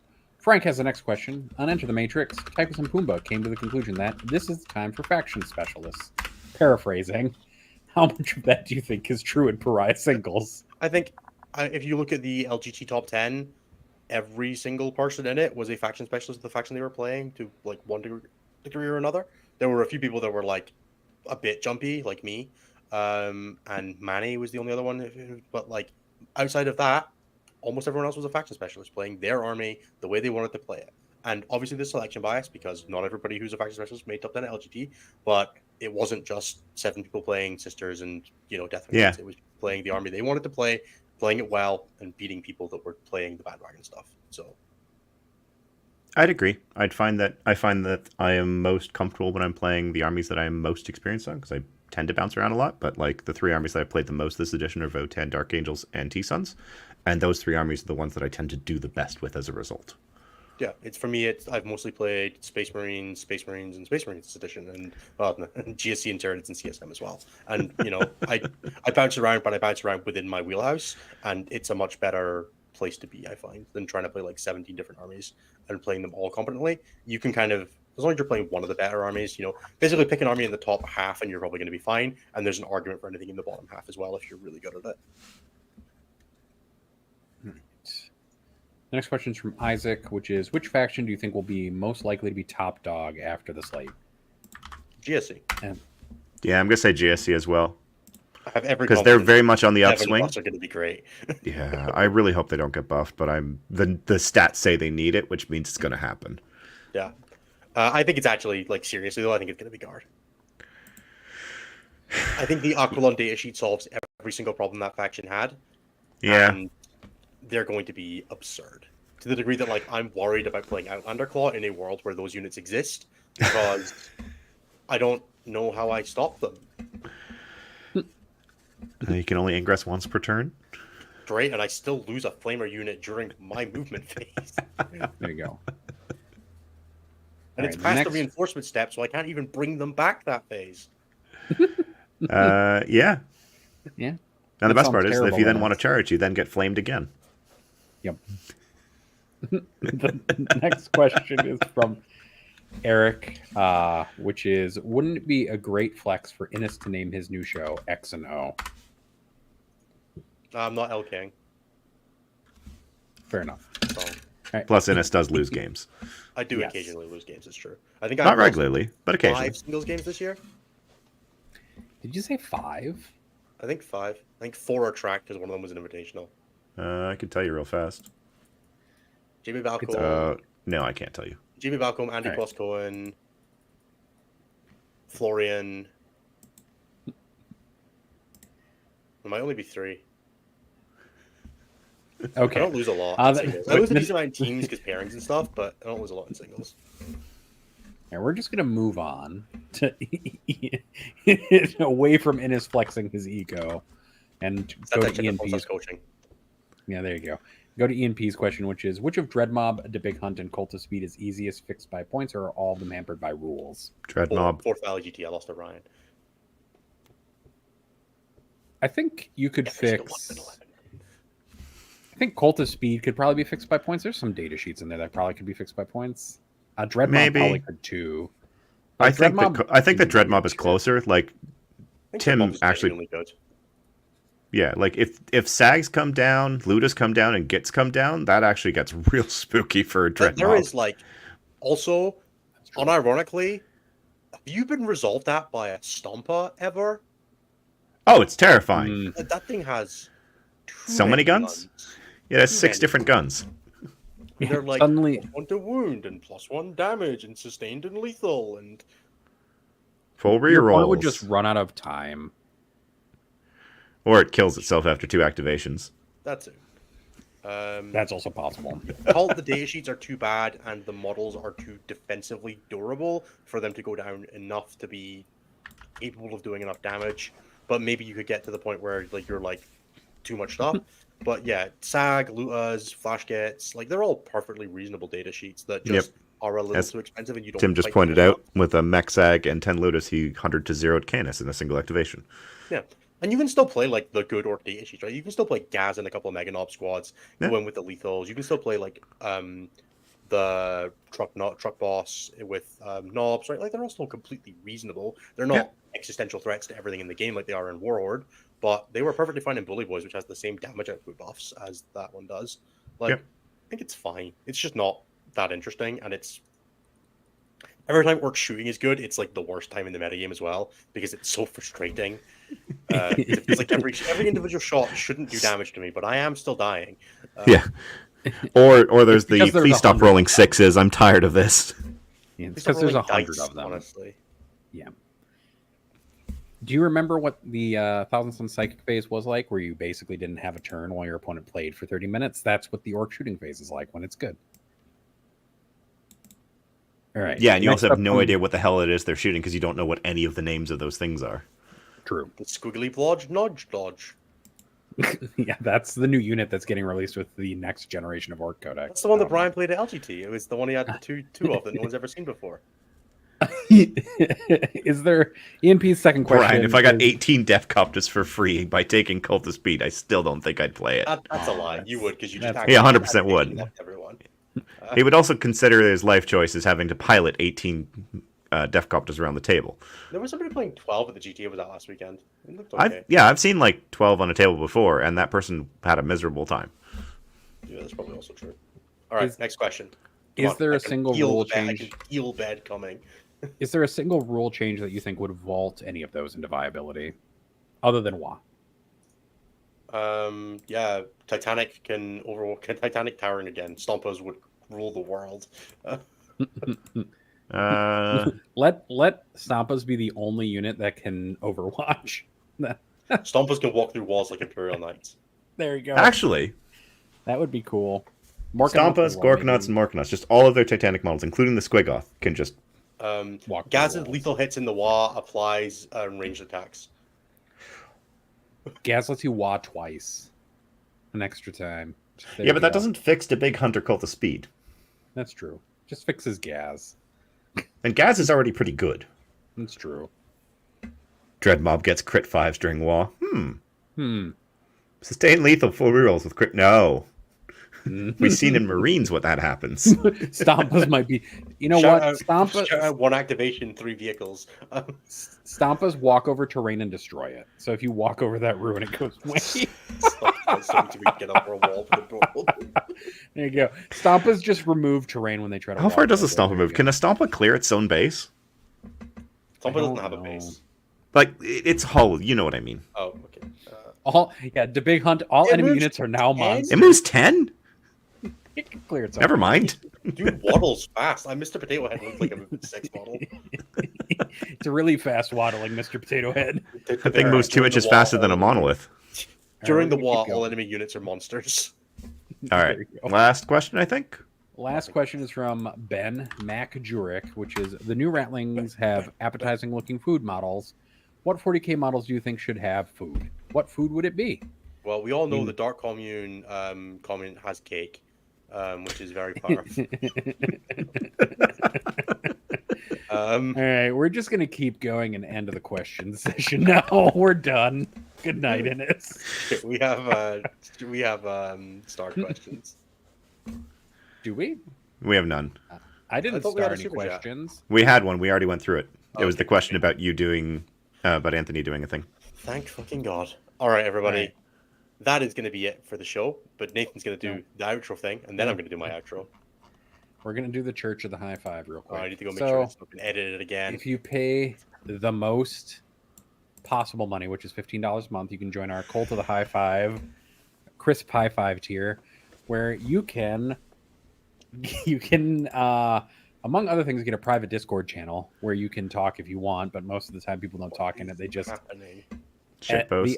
you get a bunch of personalized benefits at events if you see us, which are listed on the tier. And then you also get to be announced at the end of each of our episodes, regardless of whether I'm here or not, even if it's just Innes. And Innes also has to do it. I will not do it on this reports. I refuse. I'm gonna have to add another tier for that one. If you want to chat at the end of those ones, that's the. I'm not doing it. We can add it as a 15.5. I don't know. No, I need to personally receive the money for having to do it for that. But yes, as a thank you for the excellent and amazing support that you offer us at this tier, you get a personalized little shout out that you get to personalize for yourself. And this is now what I'm going to read from the Google Drive sheet. It is, thank you to Christopher, has officially left Scotland for England Irvine. Thank you, Willow Weeks. Thank you, Dan F. Thank you, Luke, Dan F. McCarthy. Thank you, David. The measure of true glory is not to give battle in the bright noon of war, surrounded by brave comrades upon the field of victory, but to valiantly fight on alone in darkness with no hope of aid or even remembrance, and to spit defiance in midnight's eye. Clark. Thank you. What is most likely to make Innes? This is my favorite part of the show. Wilson shake his head. Thank you, James H. Thank you, Colton and Dan F. Miller. Thank you, Fungus. Thank you, John V8 Gang Downshift and Neurom. Thank you, Cam F. Dan Morton, Hog emoji. Thank you, Archon. Honestly, part of me wants to see plastic shadow specters in the new Eldar Codex release, just to hear the cries of anguish for the people hoping to see them yeeted to legends. Rahal. Thank you, Josiah Gattle. Thank you, in brackets, placeholder for Data Slate. Thank you, Isaac. So far, from my $15, I have received one loss. 1, a loss in Commander. 2, telling me I have a skill issue. 3, threats of violence. 4, threats of being blocked. 5, mocking of my spelling. 6, a free mutilith. 10 out of 10 would recommend to a friend, Dorada. Thank you, Ben F. Thank you, Thomas. Please do something kind tomorrow, Recoision. Thank you. I'm taking a secret mission. Can you point out all your battle line for me? Thank you. Tori is ontologically correct. Thank you. Towering gimmick on pause this week. Instead, please check out the new podcast, Some Accessibility Required. Thank you to Hey, don't write yourself off yet. It's only in your head you feel left out or looked down on. Just try your best to try everything you can. And don't you worry about what they tell themselves when you're away. It just takes some time. Little girl, you're in the middle of the ride. Everything will be just fine. Everything will be all right. And then at the bottom, there is still a really long thread of things. It's not even the best Jimmy Eat World song. I'm upset. It's not. But after that, it says what happens at Wendy's stays at Wendy's and on a world famous 40K show. And then it just keeps going, holy crap. So thank you, everybody, for making that Google Drive sheet just an endless, chaotic little nugget of humor that I get at the end of our show. Count, by the way, I think you get one word for every dollar you pay, and that's the most you can have. Don't do that. Somebody is going to do 2,000 words, and I'm going to have to read a paper. Fine. I mean, yeah, if you send me $2,000, I will read your 2,000 word document. Yep. 100%. But you have to send it to me, and I will read it. Also, I do want editorial control because I'm not going to get canceled on our show because you that is decided also to send fair. me something. Yes, we do read these ahead of time occasionally. Gus, did we miss your super chat? Doesn't the Blue Bounce update arrive this week? So why are we doing a tier list? So we know how the meta ended, because that is relevant, because it gives us a point of comparison for all the things that come after. And apologies, Klatsky. It does appear like yours got removed. I will find Gus it right Fritz. It was a question about how to build Sourceforge lists for CSM. Take a Renegade Raiders list, and then make it worse, and you have a Soulforge list, and that's the best you're gonna do. I think, but is there any productive advice for building a Soulforge list that might Put be in okay? put in fast guns, and they're not going to be as fast as they could be. Realistically, play the good data sheets. Play like I really like War Talons in Renegade in Soulforge because you just have to get behind walls. Mauler Fiend's rapid ingressing is really solid. You're gonna play the standard like Legionnaires and Rhino stuff, and then you just kind of like run a couple of the good ones. Run like double Forge Fiend, double Vindicator, double Predator. Don't fuck about too much with the demon stuff. Just use it when it's good. Make them into a demon so they can use the walk through wall strat and play like some Mauler Fiends or something like that to like get the most out of the detachment. Don't go too deep into the like Venom Crawlers. Don't play Vashtor or anything like that. Just like take it easy, play the good stuff. Vashtor doesn't do anything in that detachment, anyways. Yeah, it doesn't do anything in any detachment, unfortunately. But Sucks Such to a suck. cool model, but such a terrible data he's sheet. a really cool model. It's insane how much better he is than his index version, and cheaper, and he still sucks. He got like 5 points of strength, a point of AP, a better gun, and he's still and cheaper. And he has. I like Vashtor. He's a good data sheet. He's just not good. It's insane how you can build that package and still have it be so shit. It's so funny to me because I How it definitely goes sometimes.